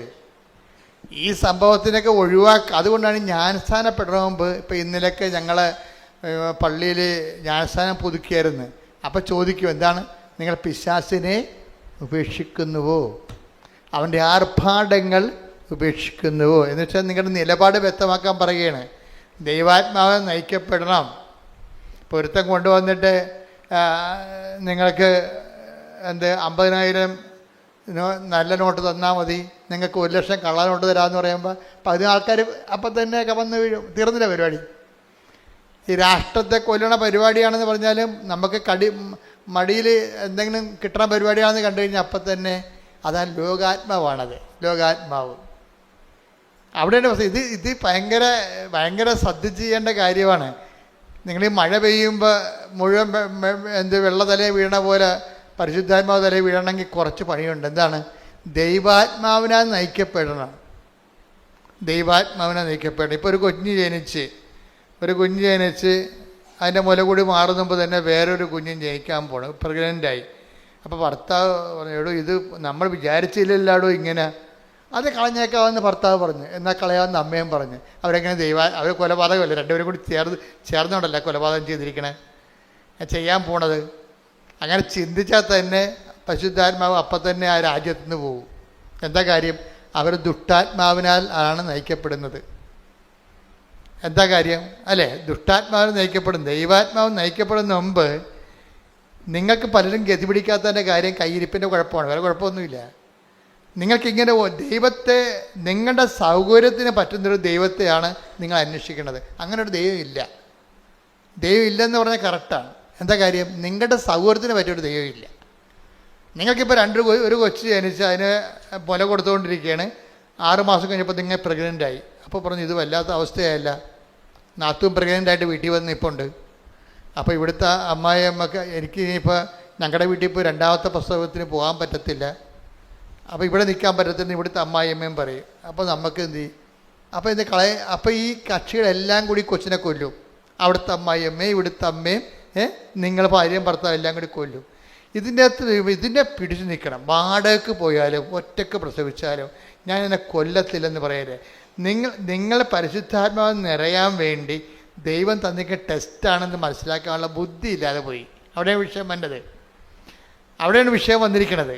അപ്പം അതുകൊണ്ട് ഇങ്ങനെയുള്ള സാഹചര്യങ്ങൾ കർത്താവ് പറയും പ്രലോഭനങ്ങൾ ഉണ്ടാവേണ്ടതാണെന്ന് പറഞ്ഞത് ഇതുകൊണ്ടാണ്. കാര്യം ഇത് ഉണ്ടായിട്ട് വേണം നിങ്ങളുടെ നിലപാട് വ്യക്തമാക്കിയിട്ട് വേണം നിങ്ങൾ ദുഷ്ടാത്മാവിനാണ്, ലോകാത്മാവിനാണ്, പരിശുദ്ധാത്മാവിനാണ് സ്വീകരിക്കണമെന്ന് തീരുമാനമെടുക്കാൻ.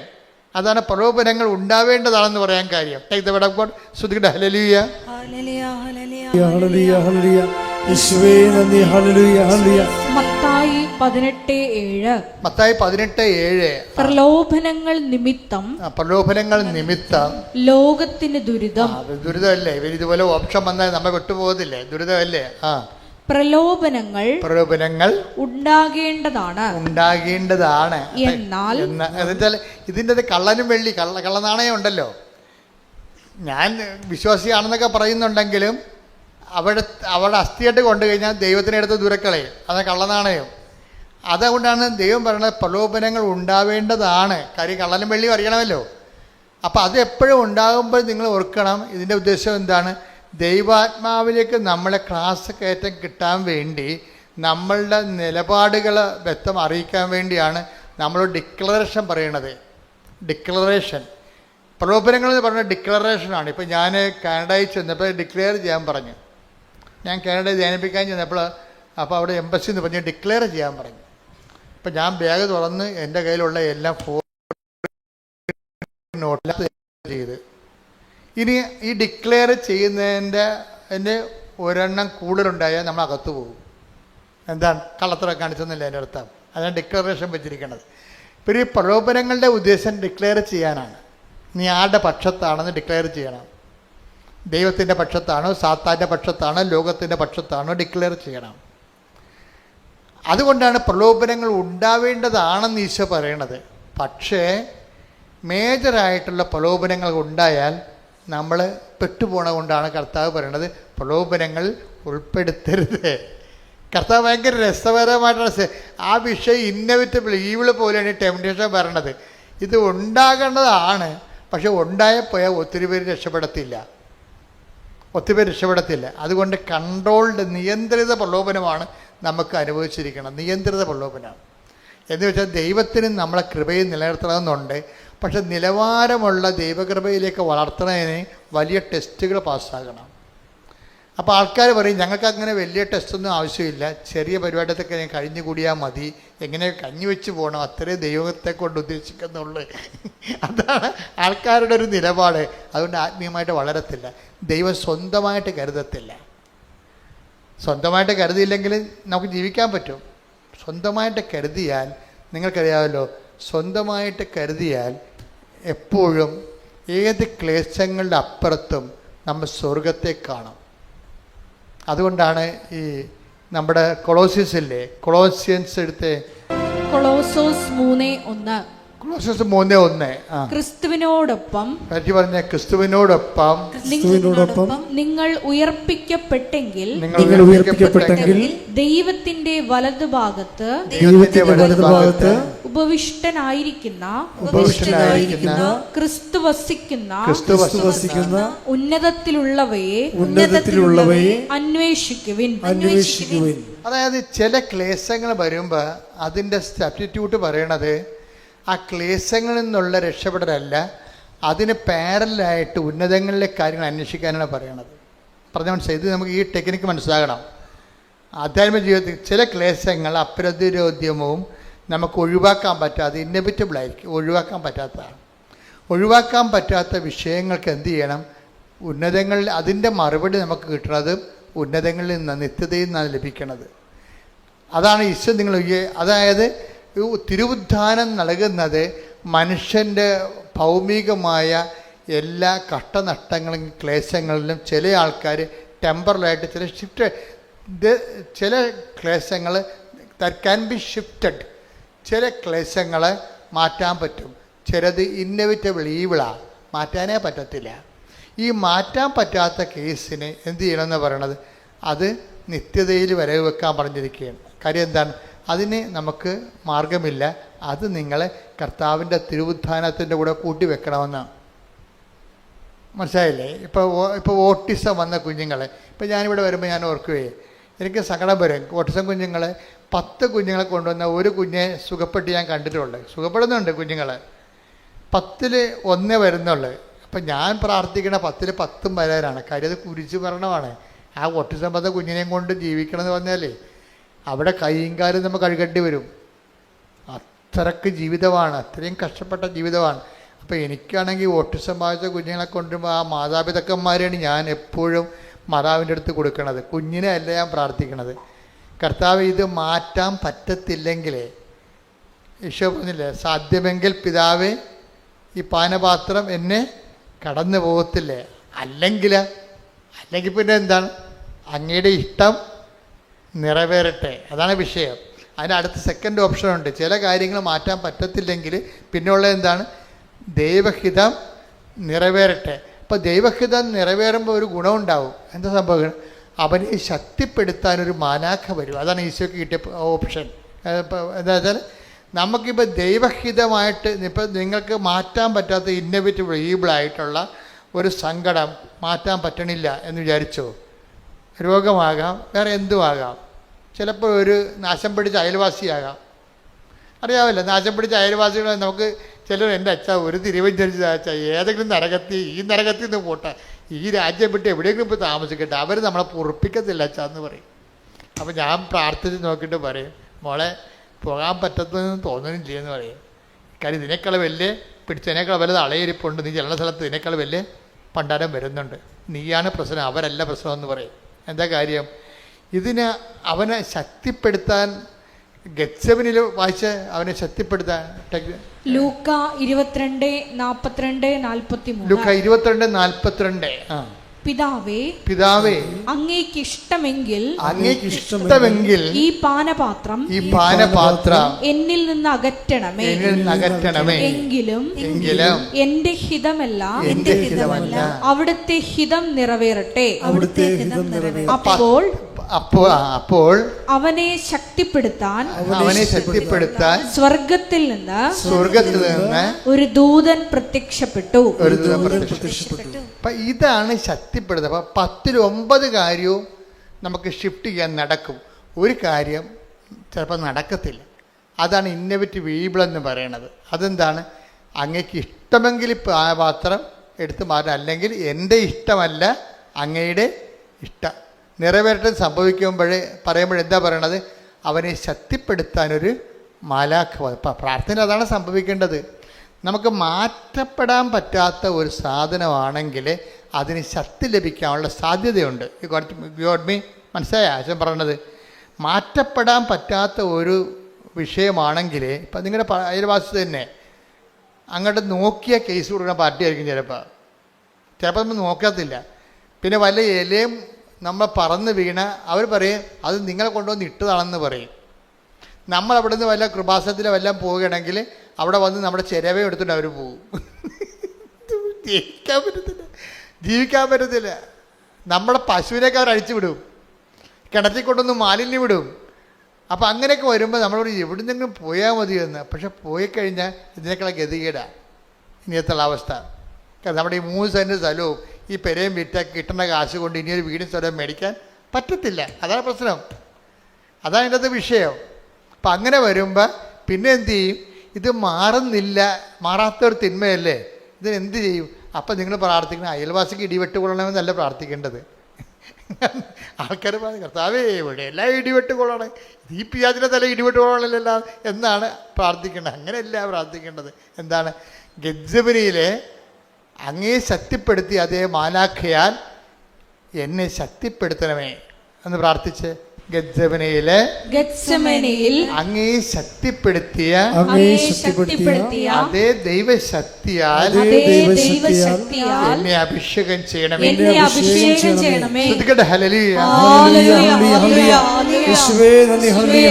വേദനയുടെ സമയത്ത് തീക്ഷ്ണമായി പ്രാർത്ഥിച്ച് ദൈവകൃപ കരയേറ്റുവാൻ ഈ ആരാധനയിലൂടെ ഞങ്ങൾക്ക് പ്രത്യേക അഭിഷേകം നൽകണമേ.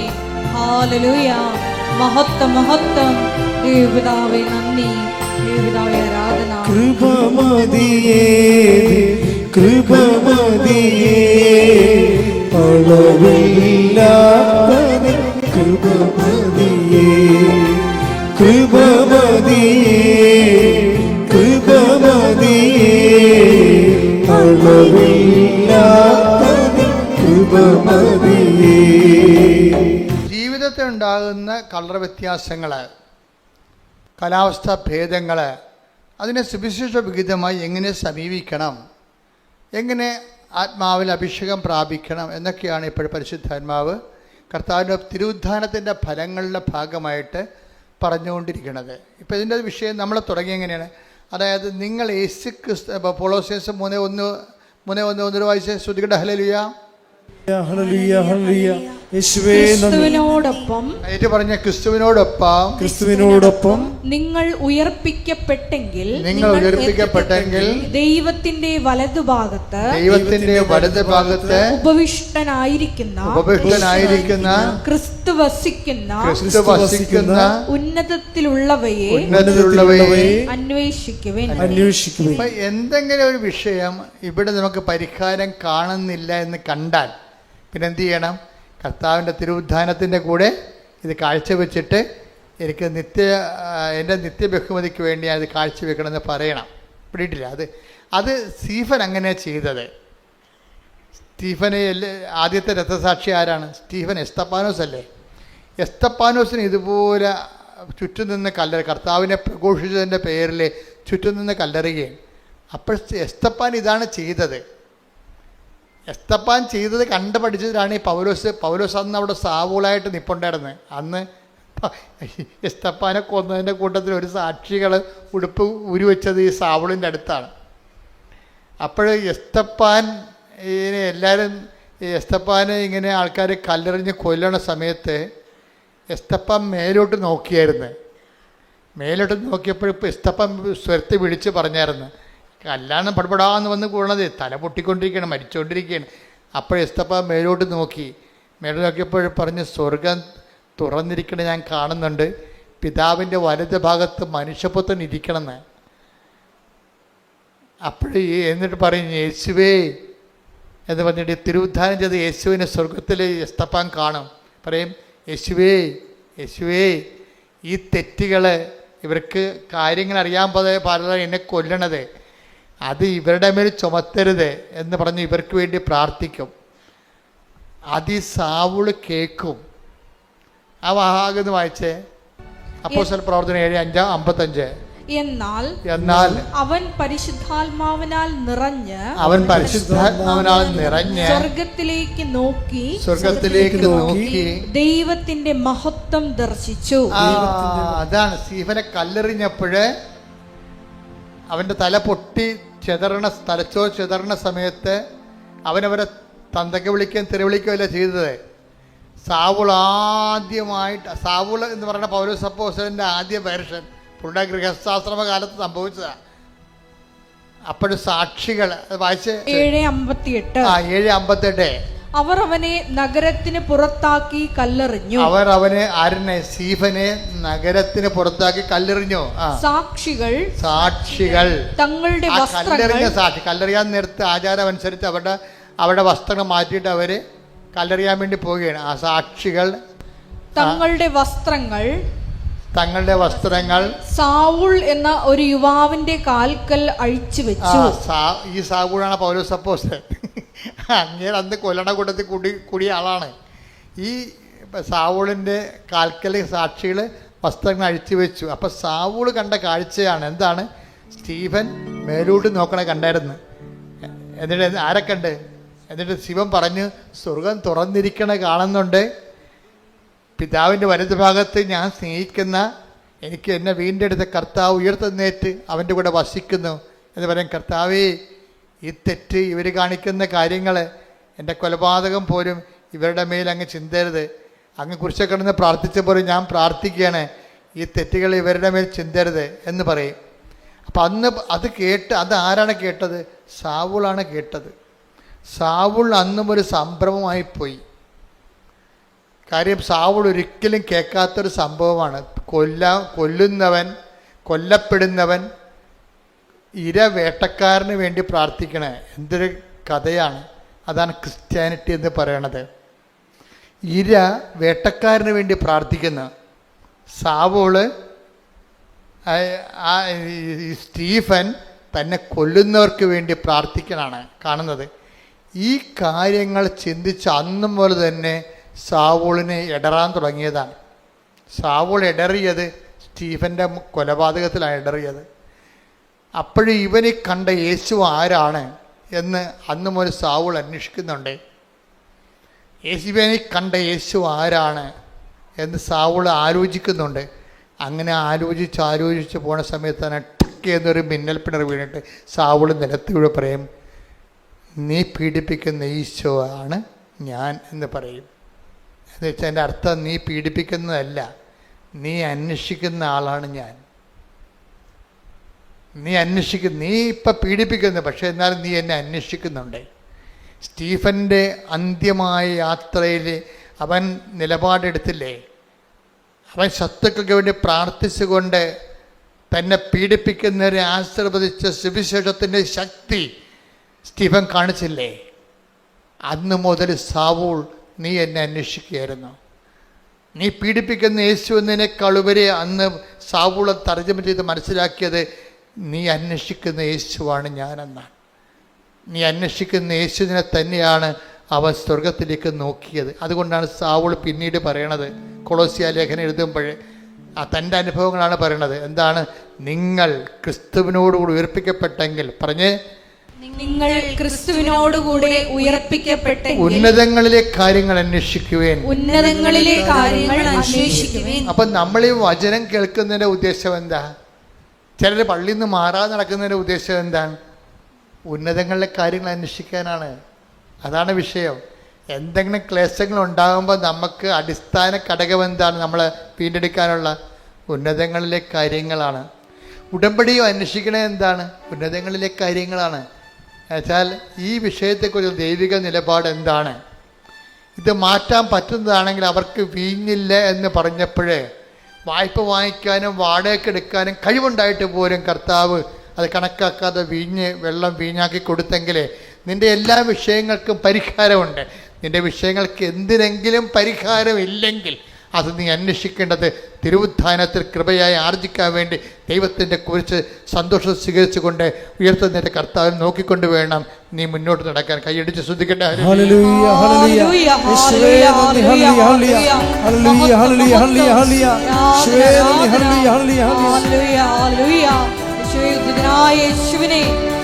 ലക്ഷ്യമാക്കി ഞങ്ങളുടെ ജീവിതം പുനഃക്രമീകരിക്കുവാൻ കാണുവാനും തുറന്നിടണേ. സ്തെഫാനോസിനെ എന്നുമെന്നും ഞങ്ങളെ സത്യത്തിന്റെ സാക്ഷികളാക്കണമേ. സ്വർഗം തുറക്കുന്നത് ദൈവമിരിക്കുന്നത് കാണുവാനും കണ്ണു തുറന്നിടണേ. സ്തെഫാനോസിനെ എന്നുമെന്നും ഞങ്ങളെ സത്യത്തിന്റെ സാക്ഷികളാക്കണമേ. നിറയണമേ നിറയണമേ കവിയണമേ കവിഞ്ഞൊഴുകണമേ. നിറയണമേ നിറയണമേ കവിയണമേ കവിഞ്ഞൊഴുകണമേ.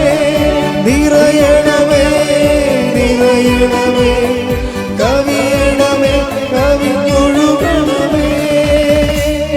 പരിശുദ്ധ പരമദിവ്യകാരുണ്യത്തിന് ആരാധനയും സ്തുതിയും പുകഴ്ചയും ഉണ്ടായിരിക്കട്ടെ. പരിശുദ്ധ പരമദിവ്യകാരുണ്യത്തിന് ആരാധനയും സ്തുതിയും പുകഴ്ചയും ഉണ്ടായിരിക്കട്ടെ. അപ്പൊ ഉന്നതങ്ങളിലെ കാര്യങ്ങളായാലും ഭൂമിയിലെ കാര്യങ്ങളായാലും കാര്യങ്ങളുടെ സമ്മർദ്ദങ്ങൾ വരുമ്പോൾ നമ്മൾ അന്വേഷിക്കേണ്ടത് ക്രിസ്തുവിനെയാണ്. നീ പീഡിപ്പിക്കുന്ന യേശുവാണ് ഞാനെന്നാണെങ്കിലും അത് പൗലോസ് സാവൂള് തർജ്ജമ ചെയ്തത് എന്താണ്? നീ അന്വേഷിക്കുന്ന യേശുവാണ് ഞാനെന്ന്. നീ അന്വേഷിക്കുന്ന യേശുവാണ്. എല്ലാ വിഷയങ്ങളിലും ഇപ്പം നിൻ്റെ ജപ്തി നടപടിയാണ്, നിൻ്റെ ക്യാൻസർ ആകാം, എല്ലാ നടപടികളിലും നീ എന്തന്വേഷിക്കണം? ക്യാൻസറിന് സൗഖ്യമാണ് നമ്മൾ എമർജൻസിയായിട്ട് അന്വേഷിക്കേണ്ടത്. പക്ഷെ അതിൻ്റെ കൂടെ സമാന്തരമായിട്ട് അന്വേഷിക്കേണ്ടത് അതിലൂടെ നീ യേശുവിനെയും അന്വേഷിക്കണം. പിടിയിട്ടില്ലേ? ദൈവം നമ്മൾ യേശുവിനെ അന്വേഷിക്കാൻ വേണ്ടിയാണ് നമ്മുടെ ഈ ഭൂമിയും ഭൂമിയുടെ സാഹചര്യങ്ങളും ദൈവം ഒരു പ്രത്യേക രീതി ക്രമീകരിച്ചിരിക്കുന്നത്. നമ്മൾ യേശുവിനെ കണ്ടെത്താൻ വേണ്ടി കൂടിയാണ്. അപ്പം നിങ്ങൾ ഒരു സ്വരം കേട്ടാലും നിങ്ങൾ ചോദിക്കണം. യേശുവാണെന്ന് നിർബന്ധമില്ല, എന്നാലും ചോദിക്കണം. എന്താണ്? ആരാണതെന്ന് ഒരു അനുഭവം ഉണ്ടായാലും, ഒരു സ്വരത്തിൻ്റെ അനുഭവം ഉണ്ടായാലും, ബൈബിളിൻ്റെ ഒരു രീതി അതാണ്. ഒരു അനുഭവം ഉണ്ടായാൽ, ഒരു സ്വരം കേട്ട്, ഇപ്പം പണ്ട് ബർത്തിമേവൂസ് എന്ന് പറഞ്ഞ ഒരുത്തനിങ്ങനെ അന്ധയാചകനായിട്ട് അങ്ങനെ ഇരിക്കല്ലേ, അപ്പോഴാണ് കരികില പുറത്തുകൂടി ഇങ്ങനെ പട്ടാളക്കാർ പോണ പോലെ ഒരു സ്വരം അവൻ കേട്ട്, ഒരു സ്വരം കേട്ട്. കരികിലാണല്ലോ നിറച്ച് വഴിയിൽ, എൻ്റെ പുറത്തുകൂടി ഇവങ്ങനെ കയറി ആൾക്കാർ നടന്ന്, കുറേ ആൾക്കാരുണ്ട് യേശുവിൻ്റെ കൂടെ. അപ്പം ഇങ്ങനെ കരികിലയുടെ സ്വരം ഇവൻ കേൾക്കുന്നുള്ളൂ. ആ കരികിലയുടെ സ്വരം കേൾക്കുമ്പോൾ അങ്ങനെ എത്ര സ്വരം എപ്പോഴും കേൾക്കണേ. പക്ഷെ അങ്ങനെയല്ല, അവൻ ചോദിക്കും ആരാണ് ഈ പോകുന്നതെന്ന്. എല്ലാ അനുഭവങ്ങളും ക്രിസ്തുവിനെ ചോദിക്കണം, ആരാണ് ഈ കടന്നു പോകുന്നത്. Take the word of God. ശ്രുതികട ഹല്ലേലൂയ. നമുക്ക് പല ദുരിതാനുഭവങ്ങളാണ് ഉണ്ടാകണം. ഇപ്പം ദുരിതാനുഭവങ്ങളല്ല നമ്മൾ കരികില സ്വരമാണ് നമ്മൾ കേൾക്കണത്. അപ്പം നമ്മൾ ചോദിക്കേണ്ടത് ആരാണ് കടന്നു പോകണത്, അതാണ് വിഷയം. ഇപ്പം ജോലിയില്ലാതെ നീ നിൻ്റെ ജീവിതത്തിൽ പോകണം, എത്ര കാലം പോകണം എന്ന് പറയുമ്പോൾ നിൻ്റെ ജീവിതത്തിലൂടെ ഇപ്പോൾ ആരാണ് ഈ ഒരു അവസ്ഥ നിനക്ക് നൽകിക്കൊണ്ട് കടന്നു പോകുന്നത്, ആരാണ്, അതാണ് വിഷയം. എന്നിട്ട് അതിൻ്റെ ഉദ്ദേശം എന്ന് വെച്ച് കഴിഞ്ഞാൽ ഇത് വരച്ചെത്തുമ്പോൾ നമ്മൾ ചെല്ലുമ്പോൾ ക്രിസ്തുവിലെത്തിയിരിക്കും. അതാണ് ദൈവത്തിൻ്റെ ഉദ്ദേശം. നീ ക്രിസ്തുവിനെ സ്വീകരിക്കാൻ വേണ്ടിയുള്ള ദൈവത്തിൻ്റെ സാവകാശങ്ങളാണ് സഹനസമയമായി നമുക്ക് വരേണ്ടത്. ശ്രുതികട ഹല്ലേലൂയ. നന്ദി. ഹല്ലേലൂയ, ഹല്ലേലൂയ, ഹല്ലേലൂയ. യേശുവേ സ്തുതി. ഹല്ലേലൂയ, ഹല്ലേലൂയ. ആരാധന, ആരാധന യേശുവേ, ആരാധന. കരങ്ങളെ വീശുവാൻ ചെയ്യണം.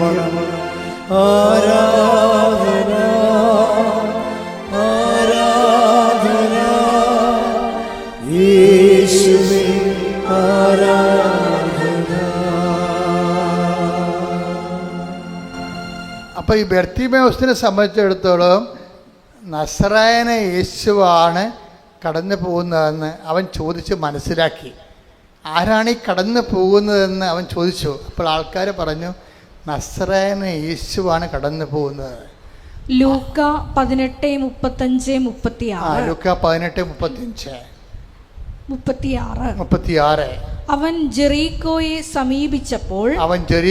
സമീപിച്ചപ്പോൾ ഒരു കുരുടൻ വഴിയരികിലിരുന്ന് ഭിക്ഷ യാചിക്കുന്നുണ്ടായിരുന്നു. ജനക്കൂട്ടം കടന്നു പോകുന്ന ശബ്ദം കേട്ട് കരികിലപ്പുറത്തുള്ള ശബ്ദം കേട്ടപ്പോൾ എന്താണ് സംഭവിക്കുന്നതെന്ന് അവൻ അന്വേഷിച്ചു. നസ്രായനായ യേശു കടന്നു പോകുന്നു എന്ന് അവർ പറഞ്ഞു. അതാണ് വിഷയം. ഒരു കരികിലയുടെ സ്വരം കേട്ടതാണ് വിഷയം. പക്ഷെ അവൻ ചോദിച്ചു വാട്ട് ഈസ് ഹാപ്പനിങ്. ഇപ്പം നിനക്ക് ജപ്തി നടപടി വന്നാണ് വിഷയം അല്ലേ? നിനക്ക് കല്യാണം ഉറച്ചിരുന്ന കല്യാണം തലേ ദിവസം, ഇപ്പം അടുത്ത ആഴ്ച മനസ്സമ്മതമാണ്, ഈ ആഴ്ചയിൽ ആ കല്യാണം പോയി. അപ്പോൾ അയ്യോ കല്യാണം പോയേ ഞാൻ തൂങ്ങിച്ചാകുമെന്നല്ല പറയേണ്ടത്. എന്താണ് സംഭവിക്കുന്നത്, ആരാണ് കടന്നു പോകുന്നത്, ഓരോ അനുഭവങ്ങളിലും ചോദിക്കണം. എന്താണ് സംഭവിക്കുക. നീ ക്രിസ്തുവിനെ കണ്ടെത്താനും തിരിച്ചറിയാനും വേണ്ടി ചില അടയാളങ്ങളാണ് നമുക്ക് ആദ്യം കേൾക്കേണ്ടത്. കരികിലപ്പുറത്തൊരു സ്വരമേ കേട്ടുള്ളൂ ബർത്തിമേവൂസ്. അവൻ കുരുടനാണ്, എല്ലാം മനസ്സിലാക്കാനുള്ള കഴിവില്ല. അതുപോലെ നമുക്കും ചില ആൾക്കാർ പറയും ചക്കയാണോ അച്ഛാ ചുരന്ന് നോക്കാനൊക്കെ ചോദിക്കത്തില്ലേ. നമുക്കും എല്ലാം കാണാനുള്ള കഴിവില്ല, പക്ഷെ കടന്നു പോകുന്ന സ്വരം കേൾക്കാം. അപ്പോൾ അവൻ ചോദിച്ച് മനസ്സിലാക്കും വാട്ട് ഈസ് ഹാപ്പനിങ്. അവൻ പറയണ കർത്താവ് കടന്നു പോകുന്നു. പിന്നെ ഇവൻ്റെ ലക്ഷണം മാറി. അവൻ്റെ ആ സ്വരത്തിൽ കടന്നു പോകുന്ന ഉടമസ്ഥൻ്റെ പേരവൻ കേട്ടു. എന്താ അവൻ കേട്ടത്? നസ്രായനായ യേശുവാണ് കടന്നു പോകുന്നത്. അപ്പം യേശു ആരാണെന്ന് അവനെ അറിയാം. എന്താണ് അവൻ പ്രാർത്ഥിക്കും. എന്താണ് അവൻ്റെ വിശ്വാസം? അവൻ പ്രഖ്യാപിക്കും. എന്താ പറയണത്? യേശുവേ ദാവീദിൻ്റെ പുത്ര. എന്താണ്? ദാവീദിൻ്റെ വംശത്തിൽ നിന്നായിരിക്കും ലോകത്തിൻ്റെ രക്ഷകൻ വരാൻ പോണതെന്ന് അവനെ അറിയാം. അതുകൊണ്ടാണ് യേശുവേ ദാവീദിൻ്റെ പുത്രൻ എന്നാ രക്ഷക എന്നാണ് വിളിക്കണത്. ശ്രദ്ധിക്കട്ടെ. ഹല്ലേലൂയ. ലൂക്ക 18:38. ലൂക്ക 18:38. അപ്പോൾ അവൻ വിളിച്ചു പറഞ്ഞു, ദാവീദിന്റെ പുത്രനായ യേശുവേ, എന്നിൽ കനിയണമേ. അത്രയേ ഉള്ളു സംഭവം. അവൻ രക്ഷക എന്ന് വിളിച്ച്, ക്രിസ്തുവിനെ എന്ത് വേണമെന്നൊക്കെ വിളിക്കാം. സാമൂഹ്യ പരിഷ്കർത്താവെന്ന, ചരിത്ര നിയന്താവെന്ന, അതൊന്നും വർക്കൗട്ട് ചെയ്യത്തില്ല. ക്രിസ്തുവിനെ വിളിക്കേണ്ട ഒരു വിളിയേ ഉള്ളൂ. എന്താണ്? രക്ഷക. അത്രയേ ഉള്ളൂ, രക്ഷക. അപ്പം അതുകൊണ്ട് തന്നെ എപ്പോഴും എന്നിട്ട് എന്താണ് പറയുന്നത്? രക്ഷക എന്ന് വിളിച്ചു കഴിഞ്ഞിട്ട് പിന്നെന്താ പറയണത്? എന്നിൽ കനിയണമെന്നാണ് ചോദിക്കണം. എന്നിൽ കനിയണമേ. അപ്പോഴെന്താ പറയുക? യേശു അവിടെ നിന്നു അവനെ വിളിക്കാൻ ആജ്ഞാപിച്ചു. ഇപ്പം വിളിക്കുമ്പോഴെന്താ സംഭവിക്കണമെന്ന് വെച്ചാൽ, ഇവൻ വിളിക്കുന്ന സമയത്ത് ഇവർ കാര്യം ചെയ്യുന്നുണ്ട്. എന്താണ്? വളരെ കൃത്യമായി ചെയ്യണ രീതി, വളരെ ശ്രദ്ധയോടെ ചെയ്യേണ്ട കാര്യമാണ് ഈ ബർത്തിമേസ് ചെയ്യണത്. എന്താണ്? വിളിച്ച ഉടനെ ആൾക്കാർ വന്ന് പറഞ്ഞു, നീ വിളിച്ചതാണ്, ഈശോ അവിടെ നിൽക്കുന്നുണ്ട്, നിൻ്റെ വിളി കേട്ട് നിന്നോ, നിന്നെ തിരിച്ച് വിളിക്കണമെന്ന് പറഞ്ഞു. തിരിച്ച് വിളിക്കണമെന്ന് പറഞ്ഞോടുകൂടി ഇവൻ ചെയ്തത് എന്താണെന്നറിയാവോ? അത് ഭയങ്കര സംഭവമാണ്. അപ്പം ചിന്തിച്ചു പോകും. ഇവൻ്റെ ഈ പുറംകുപ്പായം എടുത്ത് അവൻ എറിഞ്ഞു കളഞ്ഞു. പുറംകുപ്പായം എടുത്ത് എറിഞ്ഞു കളഞ്ഞു. ക്രിസ്തുവിനെ സ്വീകരിക്കാനുള്ള ഏറ്റവും നടപടിക്രമങ്ങളെന്ന്, പുനരുദ്ധാനം ചെയ്ത യേശുവിനെ സ്വീകരിക്കാനുള്ള ഏറ്റവും നല്ല നടപടിക്രമങ്ങളാണ്. കാരണം ഇവൻ്റെ ഈ മുഖത്തിലെ വിയർപ്പും അതുപോലെ തുപ്പലും ഒക്കെ, ഇങ്ങനെയുള്ള കുറേ സംഭവങ്ങളും ഈ പുറംകുപ്പായം കൊണ്ടാണ് ആൾക്കാർ അഡ്ജസ്റ്റ് ചെയ്ത് കളയണത് തുടക്കമൊക്കെ. അപ്പം അതുകൊണ്ട് ഇതത്ര നല്ല തുണിയല്ല, ബാക്ടീരിയയൊക്കെ ഉള്ള പൊല്യൂട്ടഡ് ആയ സംഭവമാണ്. ഈ സാധനം ഇവൻ എടുത്ത് എറിഞ്ഞ് കളയും. എന്നിട്ടാണ് ഇവൻ ക്ലീനായിട്ട് കർത്താവിന് മുമ്പിൽ പോയി നിൽക്കണത്. അപ്പോൾ കർത്താവ് അവനോട് ചോദിക്കുന്ന ഒരു ചോദ്യമുണ്ട്. എന്താണ് ആ ചോദ്യം? എന്താണ്? വായിച്ചേ. യേശു ചോദിച്ചു, ഞാൻ നിനക്ക് വേണ്ടി എന്തു ചെയ്യണമെന്നാണ് നീ ആഗ്രഹിക്കുന്നത്? അതാണ് വിഷയം. ഇപ്പൊ എല്ലാവർക്കും ഒരു കാര്യമല്ല ചെയ്യണത്. ഇപ്പം നിൻ്റെ ഉടമ്പടിയിൽ നിൻ്റെ നിയോഗമായിരിക്കത്തില്ല നിൻ്റെ അനിയത്തിൻ്റെ നിയോഗം. അപ്പം എപ്പോഴും നമ്മളെ പർട്ടിക്കുലറായിട്ടുള്ള നമ്മുടെ ആവശ്യങ്ങളെ ദൈവം മാനിക്കും എന്നുള്ളതിൻ്റെ സൂചനയാണത്. ആ വചനം എത്രയാണെന്ന് നോക്കിയേ. ശ്രദ്ധിക്കട്ടെ. ഹല്ലേലൂയ. 10:51. ഒന്നിന് വായിച്ചേ. അതായത് മർക്കോസ് 10:51. മർക്കോസ് 10:51. യേശു ചോദിച്ചു, ഞാൻ നിനക്ക് വേണ്ടി എന്തു ചെയ്യണമെന്നാണ് നീ ആഗ്രഹിക്കുന്നത്? ഇതാണ് നമ്മുടെ ഒരു പിടിവള്ളി എന്ന് പറയണത്. നമുക്ക് എന്തും കർത്താവിനോട് ചോദിക്കാവുന്നത് ഈ വചനം വെച്ചാണ്. കാര്യം നിന്റെ അനിയത്തിയുടെ ആവശ്യമായിരിക്കത്തില്ല ചേച്ചിക്കുള്ളത്, ആ ചേച്ചിയുടെ ആവശ്യമായിരിക്കും അമ്മയ്ക്കുള്ളത്, എല്ലാം വ്യത്യസ്തമായിരിക്കും. അതുകൊണ്ടാണ് ചോദിക്കണത്, ഞാൻ നിനക്ക് വേണ്ടി എന്ത് ചെയ്ത് തരണമെന്നാണ് നീ ആഗ്രഹിക്കുന്നത്. അപ്പം നിൻ്റെ ആഗ്രഹം എന്താണെന്നാ അത് ഭയങ്കര ചോദ്യമാണ്. നിങ്ങളൊന്ന് പറഞ്ഞേ. ഞാൻ നിനക്ക് വേണ്ടി എന്ത് ചെയ്ത് തരണമെന്നാണ് നീ ആഗ്രഹിക്കുന്നത്.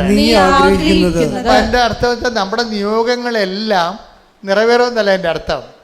അതല്ല എൻ്റെ അർത്ഥം. നമ്മുടെ നിയോഗങ്ങളെല്ലാം ഇപ്പം നമ്മുടെ ഏറ്റവും കാതലായ ആവശ്യമാണല്ലോ നമ്മളെ നിയോഗത്തിലിടുന്നത്. അതിനെ കർത്താവ് ചോദിക്കും, ഞാൻ നിനക്ക് വേണ്ടി എന്ത് ചെയ്തു തരണമെന്നാണ് നീ ആഗ്രഹിക്കുന്നത്. എന്ന് വെച്ചാൽ നിൻ്റെ ആഗ്രഹം പോലെ ഞാൻ നിന്നെ സഹായിക്കാം. അതെന്തൊരു സംഭവമാണത്. ഉടമ്പടിയുടെ എല്ലാ വിഷയത്തിൻ്റെ പേരും തീരുമാനം ഉണ്ടാകുന്നത് ഈ ഒരൊറ്റ വചനത്തിലാണ്. എന്താ കാര്യം? ഞാൻ നിനക്ക് വേണ്ടി എന്ത് ചെയ്തു തരണമെന്നാണ് നീ ആഗ്രഹിക്കുന്നത്, അതുപോലെ സഹായിക്കാമെന്ന്. പക്ഷെ ബർത്തിമേവൂസ് ഒന്നൊന്നര ഉരുപ്പടിയാണ്. അവൻ പറയുവേ, എനിക്ക് നിന്നെ കാണണമെന്ന് പറയും. അതാണ് സംഭവം. എനിക്ക് എൻ്റെ ആഗ്രഹം അനുസരിച്ച് കാണിക്കണമല്ല, എനിക്ക് വേണ്ടത് എന്താണ്? I want to see you. എനിക്ക് നിന്നെ കാണണം. അതിനെന്ത് ചെയ്യണം? എനിക്ക് കാഴ്ച തരണം. Take the word of. ശ്രദ്ധിക്കട്ടെ. ഹല്ലേലൂയ. ലൂക്ക 18:41. ലുക്ക 18:41. അവൻ അടുത്തു വന്നപ്പോൾ യേശു ചോദിച്ചു, ഞാൻ നിനക്ക് വേണ്ടി എന്ത് ചെയ്യണമെന്നാണ് നീ ആഗ്രഹിക്കുന്നത്? അവൻ പറഞ്ഞു, കർത്താവേ, എനിക്ക് കാഴ്ച വീണ്ടും കിട്ടണം. അപ്പൊ പണ്ടുണ്ടായിരുന്നതാണ്, പിന്നെ പോയി. ഇപ്പൊ എന്താവും പറയണത്? ബേസിക് ആയിട്ട് അവൻ പറഞ്ഞത് എന്താണ്? എനിക്ക് എന്താഗ്രഹത്തേക്കാൾ വലുതാണ് I want to see you. എനിക്ക് കാഴ്ച കിട്ടിയിട്ട് ആദ്യം കാണാൻ പോണത് ആരെയാണ്? നിന്നെയല്ലേ. അതാണ് വിഷയം. അപ്പോൾ നിങ്ങളെ ഓരോ കാര്യം ഉടമ്പടി എഴുതിയിടുമ്പോഴും ആദ്യത്തെ നിയോഗം എന്തായിരിക്കണം? കർത്താവേ, എനിക്ക് നിന്നെ അറിയണം. ഒന്ന് പറഞ്ഞേ, കർത്താവേ, എനിക്ക് നിന്നെ അറിയണം, എനിക്ക് നിന്നെ സ്നേഹിക്കണം, നിന്റെ സാക്ഷിയായി ജീവിക്കണം,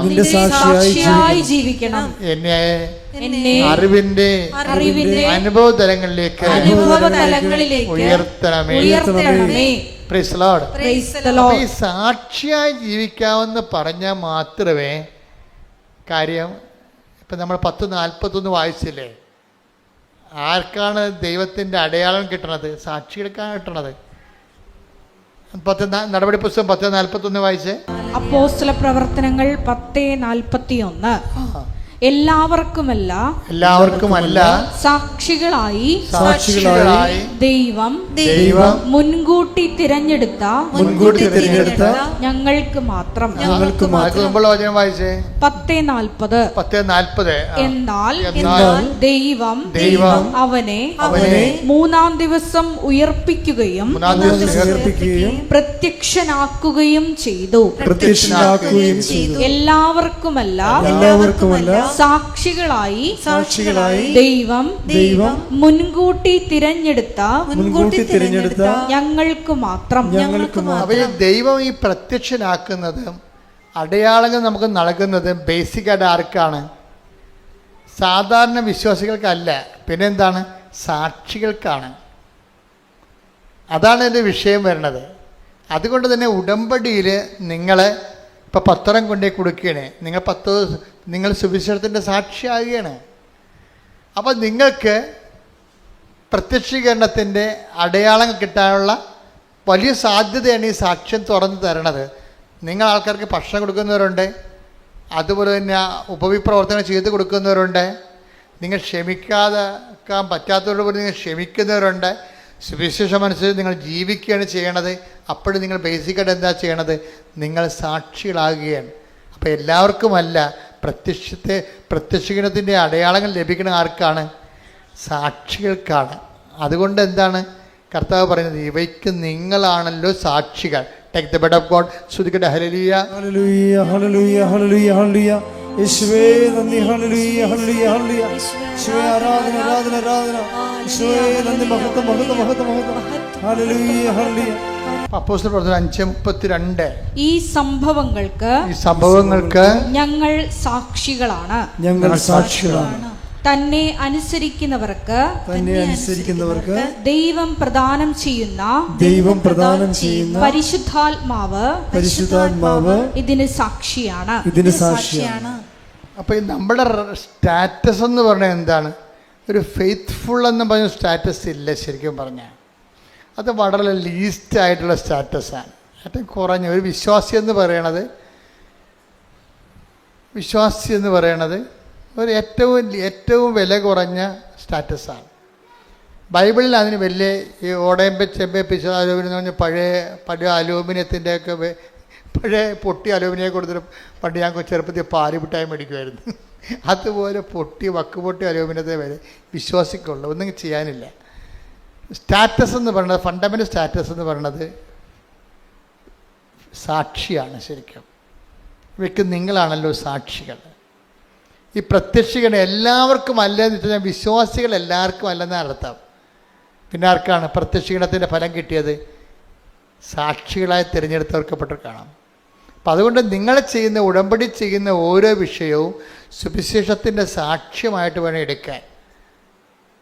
നിങ്ങൾക്ക് പരസ്പര സ്നേഹത്തോടെ പെരുമാറുന്നതും ശത്രുക്കളെ സ്നേഹിക്കുന്നതും രോഗികളെ ശുശ്രൂഷിക്കുന്നതും എല്ലാം സാക്ഷ്യത്തിൻ്റെ പത്രം കർത്താവിനെ അറിയാൻ കൊടുക്കുന്നതെല്ലാം ഒറ്റ ബേസ്മെൻ്റാണ്. എന്താണ് കാര്യം? സാക്ഷികൾ.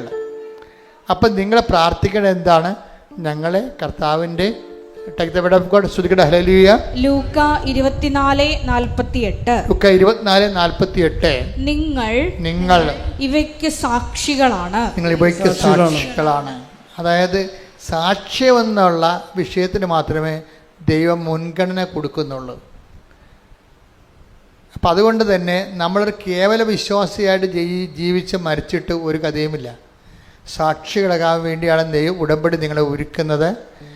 നിങ്ങൾ ഉടമ്പടി പ്രകാരം ചെയ്യുന്ന ഓരോ കാര്യങ്ങളും ചെയ്യുമ്പോൾ കർത്താവെ നിൻ്റെ സാക്ഷിയാക്കിയതിന് നന്ദി പറഞ്ഞുകൊണ്ടും ഇനിയും സാക്ഷ്യം വഹിക്കാൻ കൃപയും നിലനിർത്തുമെന്ന് പ്രാർത്ഥിക്കാം. പിതാവിൻ്റെയും പുത്രൻ്റെയും പരിശുദ്ധാത്മാവിൻ്റെയും നാമത്തിൽ എല്ലാവരും എഴുന്നേൽക്കുക. സ്തുതിക്കട്ടെ. ഹല്ലേലൂയ, ഹല്ലേലൂയ, ഹല്ലേലൂയ, ഹല്ലേലൂയ, ഹല്ലേലൂയ. യേശുവേ നന്ദി. ഹല്ലേലൂയ, ഹല്ലേലൂയ, ഹല്ലേലൂയ. യേശുവേ സ്തുതി. ഹല്ലേലൂയ, ഹല്ലേലൂയ. കുരിശിന്റെ വഴിയെ നടന്നിടുവാൻ, ത്യാഗത്തിൻ വഴിയെ നടന്നിടുവാൻ, കുരിശിന്റെ വഴിയെ നടന്നിടുവാൻ, ത്യാഗത്തിൻ വഴിയെ നടന്നിടുവാൻ, അന്ത്യം വരെയും സാക്ഷിയാകുവാൻ കൃപയും ശക്തിയും പകരണമേ. അന്ത്യം വരെയും സാക്ഷിയാകുവാൻ കൃപയും ശക്തിയും പകരണമേ. ദൈവത്തിനാമേ പരിശുദ്ധാത്മാവേ, ദൈവത്തിനാമേ പരിശുദ്ധാത്മാവേ, ഞങ്ങളിൽ വന്നു നിറയണമേ, ഞങ്ങളിൽ വന്നു വസിക്കണമേ, ഞങ്ങളിൽ വന്നു നിറയണമേ, ഞങ്ങളിൽ വന്നു വസിക്കണമേ. പരിശുദ്ധ പരമ ദിവ്യകാരുണ്യത്തിന് എന്നേരവും ആരാധനയും സ്തുതിയും പുകഴ്ചയും ഉണ്ടായിരിക്കട്ടെ. മക്കളെ, സൗഖ്യ പ്രാർത്ഥനയിലേക്കും വീരശക്തിയുടെ ജീവിത ദുരന്ത അവസ്ഥകളിലുള്ള സഹോദരങ്ങളെ വിടുതൽ പ്രാർത്ഥനയിലേക്ക് നാം പ്രവേശിക്കുകയാണ്. അച്ഛൻ പ്രാർത്ഥിക്കുമ്പോൾ ഞങ്ങൾ സ്തുതിച്ചുകൊണ്ടിരിക്കട്ടെ. സ്തുതിക്കട്ടെ. ഹല്ലേലൂയ, കർത്താവിന്റെ ഉന്നതമായ നാമത്തിന് സ്വസ്ഥം ചെയ്യണം. കർത്താവിന്റെ വിശുദ്ധ പൗരോഹിത്യത്തെ മഹത്വപ്പെടുത്തണമേ. കർത്താവെ സഭയിലുള്ള സാന്നിധ്യം പ്രകടമാക്കണമേ. കർത്താവ് 39 വർഷം ഞാൻ അർപ്പിച്ച കൃപാനയുടെ യോഗ്യതയാണ്.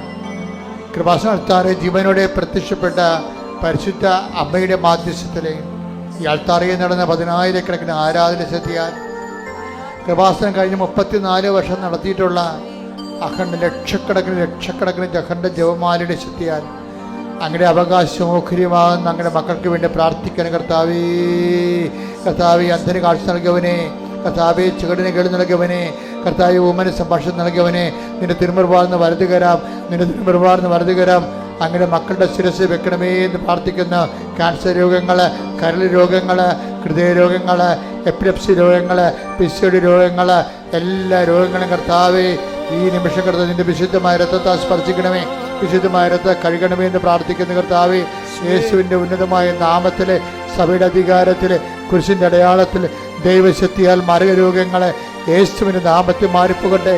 ശ്രുതികട്ടെ. ഹല്ലേലൂയ, ഹല്ലേലൂയ, ഹല്ലേലൂയ. യേശുവേ നന്ദി. ഹല്ലേലൂയ, ഹല്ലേലൂയ, ഹല്ലേലൂയ, ഹല്ലേലൂയ, ഹല്ലേലൂയ. യേശുവേ സ്തുതി. ഹല്ലേലൂയ. വീണ്ടും മഹത്വപ്പെടുത്തണം. ആരാധ്യനേ, പരിശുദ്ധനേ, പരമോന്നത യേശുവേ, അണയുന്നു ഞാൻ തിരുമുൻപിലാ, അറിവോടെ നോക്കണമേ. എൻ്റെ പ്രിയപ്പെട്ട കുടുംബ സമാധാനം ഇല്ലാത്തവർക്ക് വേണ്ടി പ്രാർത്ഥിക്കുകയാണ്.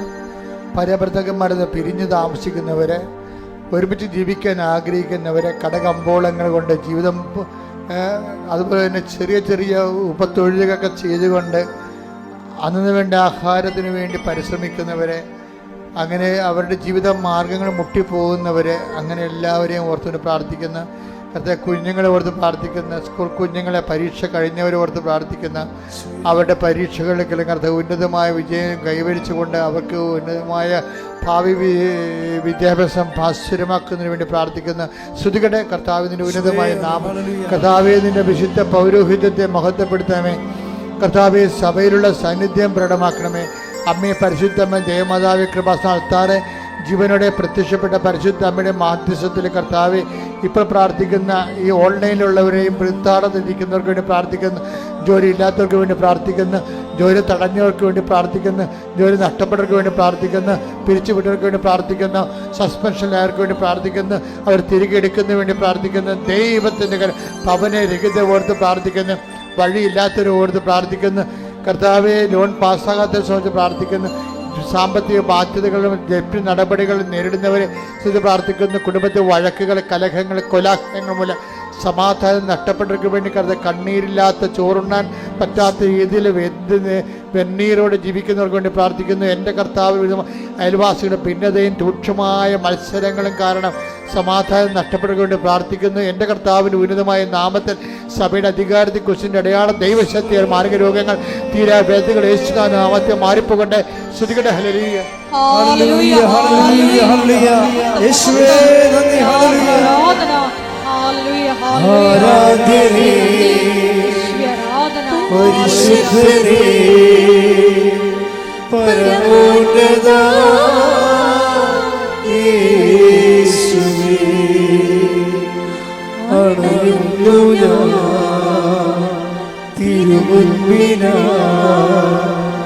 അറിവോടെ എന്നെ നോക്കണമേ. എൻ്റെ മക്കളെ, വ്യത്യസ്ത യാത്രയുമായി ബന്ധപ്പെട്ട് വരുന്ന വിഷയങ്ങളാണ്, യാത്രാരേഖയുമായി ബന്ധപ്പെട്ട് വരുന്ന വിഷയങ്ങളാണ്, കോടതി കേസുകൾ, അതിർത്തി തർക്കങ്ങൾ, ആഭിചാര ഭയങ്ങൾ, വൈവാഹിക തടസ്സങ്ങൾ, മക്കളില്ലാത്ത അവസ്ഥകൾ, മാറാത്ത രോഗങ്ങൾ, കുഞ്ഞുങ്ങളുടെ പലതരത്തിലുള്ള രോഗങ്ങൾ, ഇങ്ങനെ എല്ലാ മേഖലകളിലും കളഞ്ഞുപോയ വസ്തുക്കൾ, ചതിക്കപ്പെട്ട് വഞ്ചിക്കപ്പെട്ട് അന്യൻ്റെ കയ്യിലാക്കി അന്യാധീനപ്പെട്ടു പോയ സ്വത്തുക്കൾ, ഇങ്ങനെ ഓരോ മേഖലകളിലെ വിഷമം അനുഭവിക്കുന്നവർ ഇടിമുഴക്കം പോലെ സ്തുതിക്കട്ടെ. കർത്താവേ, നിന്റെ വിശുദ്ധ പൗരോഹിത്യത്തെ മഹത്വപ്പെടുത്തണമേ. കർത്താവെ, സഭയിലുള്ള സാന്നിധ്യം പ്രകടമാക്കണമേ. എൻ്റെ കർത്താവിൻ്റെ ഉന്നതമായ നാമത്തിൽ സഭയുടെ അധികാരത്തിൽ കുരിശിൻ്റെ അടയാളത്തിൽ ദൈവത്തിൻ്റെ ശക്തിയായി ഞാൻ എല്ലാ മക്കൾക്ക് വേണ്ടി പ്രാർത്ഥിക്കുന്ന കർത്താവെ. ജീവിതമാർഗം മുടിഞ്ഞു നിറച്ചു പോയൊരു കർത്താവെ, അതുപോലെ തന്നെ പലതരത്തിലുള്ള കുരുക്കുകൾ, സാമ്പത്തിക കുരുക്കളിൽ അകപ്പെട്ടിരിക്കുന്നവർ, അന്യാധീനപ്പെട്ട സ്വത്തുകൾ, അതുപോലെ തന്നെ ജീവിത ദുരിതങ്ങളിൽ കർത്താവ് വെച്ച പദ്ധതികൾ, ആഗ്രഹിച്ച രീതികളിൽ വന്ന പോരായ്മകൾ, പാളിച്ചകൾ, വിചാരിച്ച പോലെ കാര്യങ്ങൾ നടക്കാത്ത രീതിയിൽ കർത്താവ് പെട്ടെന്ന് എല്ലാത്തിനും പാളിച്ച വന്ന പോലെ ജീവിതത്തിൽ എന്ത് ചെയ്യണമെന്ന് അറിയാൻ പാടാതെ അന്തം വിട്ട് നിൽക്കുന്നവരുടെ മേൽ കർത്താവിൻ്റെ കരുണ ചൊരിയുകയും ഈ ഒറ്റ പ്രാർത്ഥന കൊണ്ട് ദൈവത്തിൻ്റെ കരുണ അവർ ആവശ്യിക്കാൻ, സാക്ഷ്യം പറയാൻ അവരെ പ്രാപ്തരാക്കുകയും ചെയ്യുമാറാവട്ടെ. സ്തുതിക്കട്ടെ.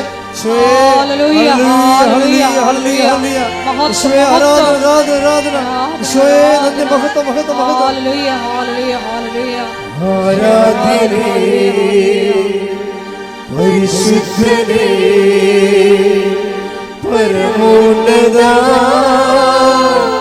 യേശുവേ, അണയുന്നു ഞാൻ തിരുമുൻപിനായി, അറിവോടെ എന്നെ നോക്കണമേ. എല്ലാവരും മുട്ട നിൽക്കുക. മൗനമായി പ്രാർത്ഥിക്കേണ്ട സമയമാണ്.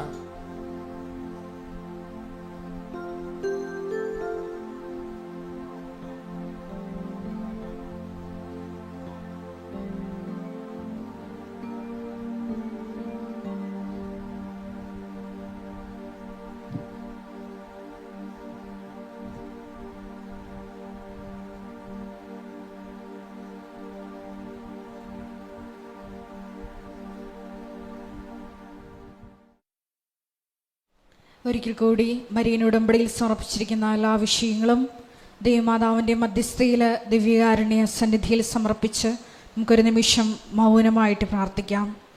ഈശോയെ പുനരുത്ഥാനത്തിന് സാക്ഷ്യം വഹിച്ചുകൊണ്ട് ക്രിസ്തുവിനോടുകൂടി ഉയർപ്പിക്കപ്പെട്ടെങ്കിൽ അവിടുത്തെ വലതുവശത്ത് ഉപവിഷ്ടനായിരിക്കുന്ന പിതാവായ ദൈവത്തിൻ്റെ ഉന്നതത്തിലെ കാര്യങ്ങൾ അന്വേഷിക്കുവാൻ ഈ ആരാധനയിലൂടെ ഞങ്ങൾക്ക് പ്രത്യേക അഭിഷേകം നൽകണമേ എന്ന് നമുക്കൊരു നിമിഷം പ്രാർത്ഥിക്കാം.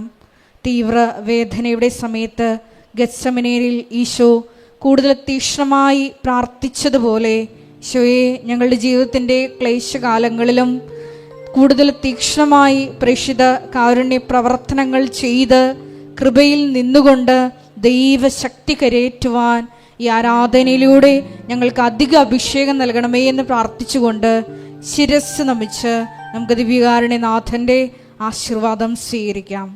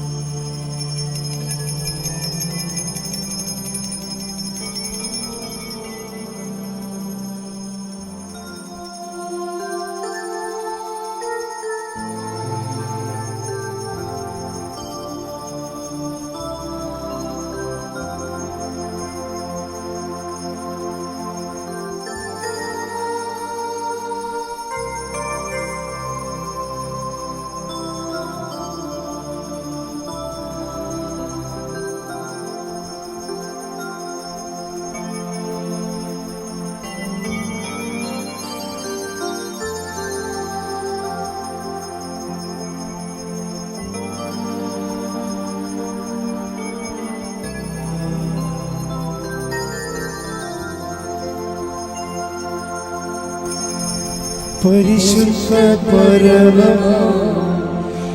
ദിവ്യകാരുണ്യമേ, എന്നുമെന്നും അങ്ങേക്കാരാധന.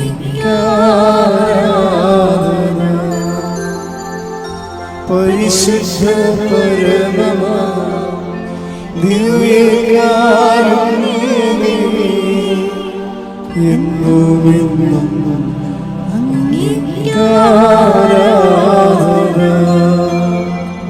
പരിശുദ്ധ പരമ ദിവ്യകാരുണ്യമേ, എന്നുമെന്നും അങ്ങേക്കാരാധന.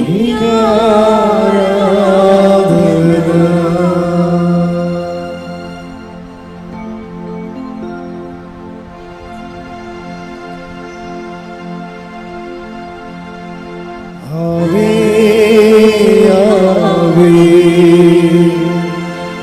ആവേ മരിയ, ആവേ ആവേ ആവേ മരിയ.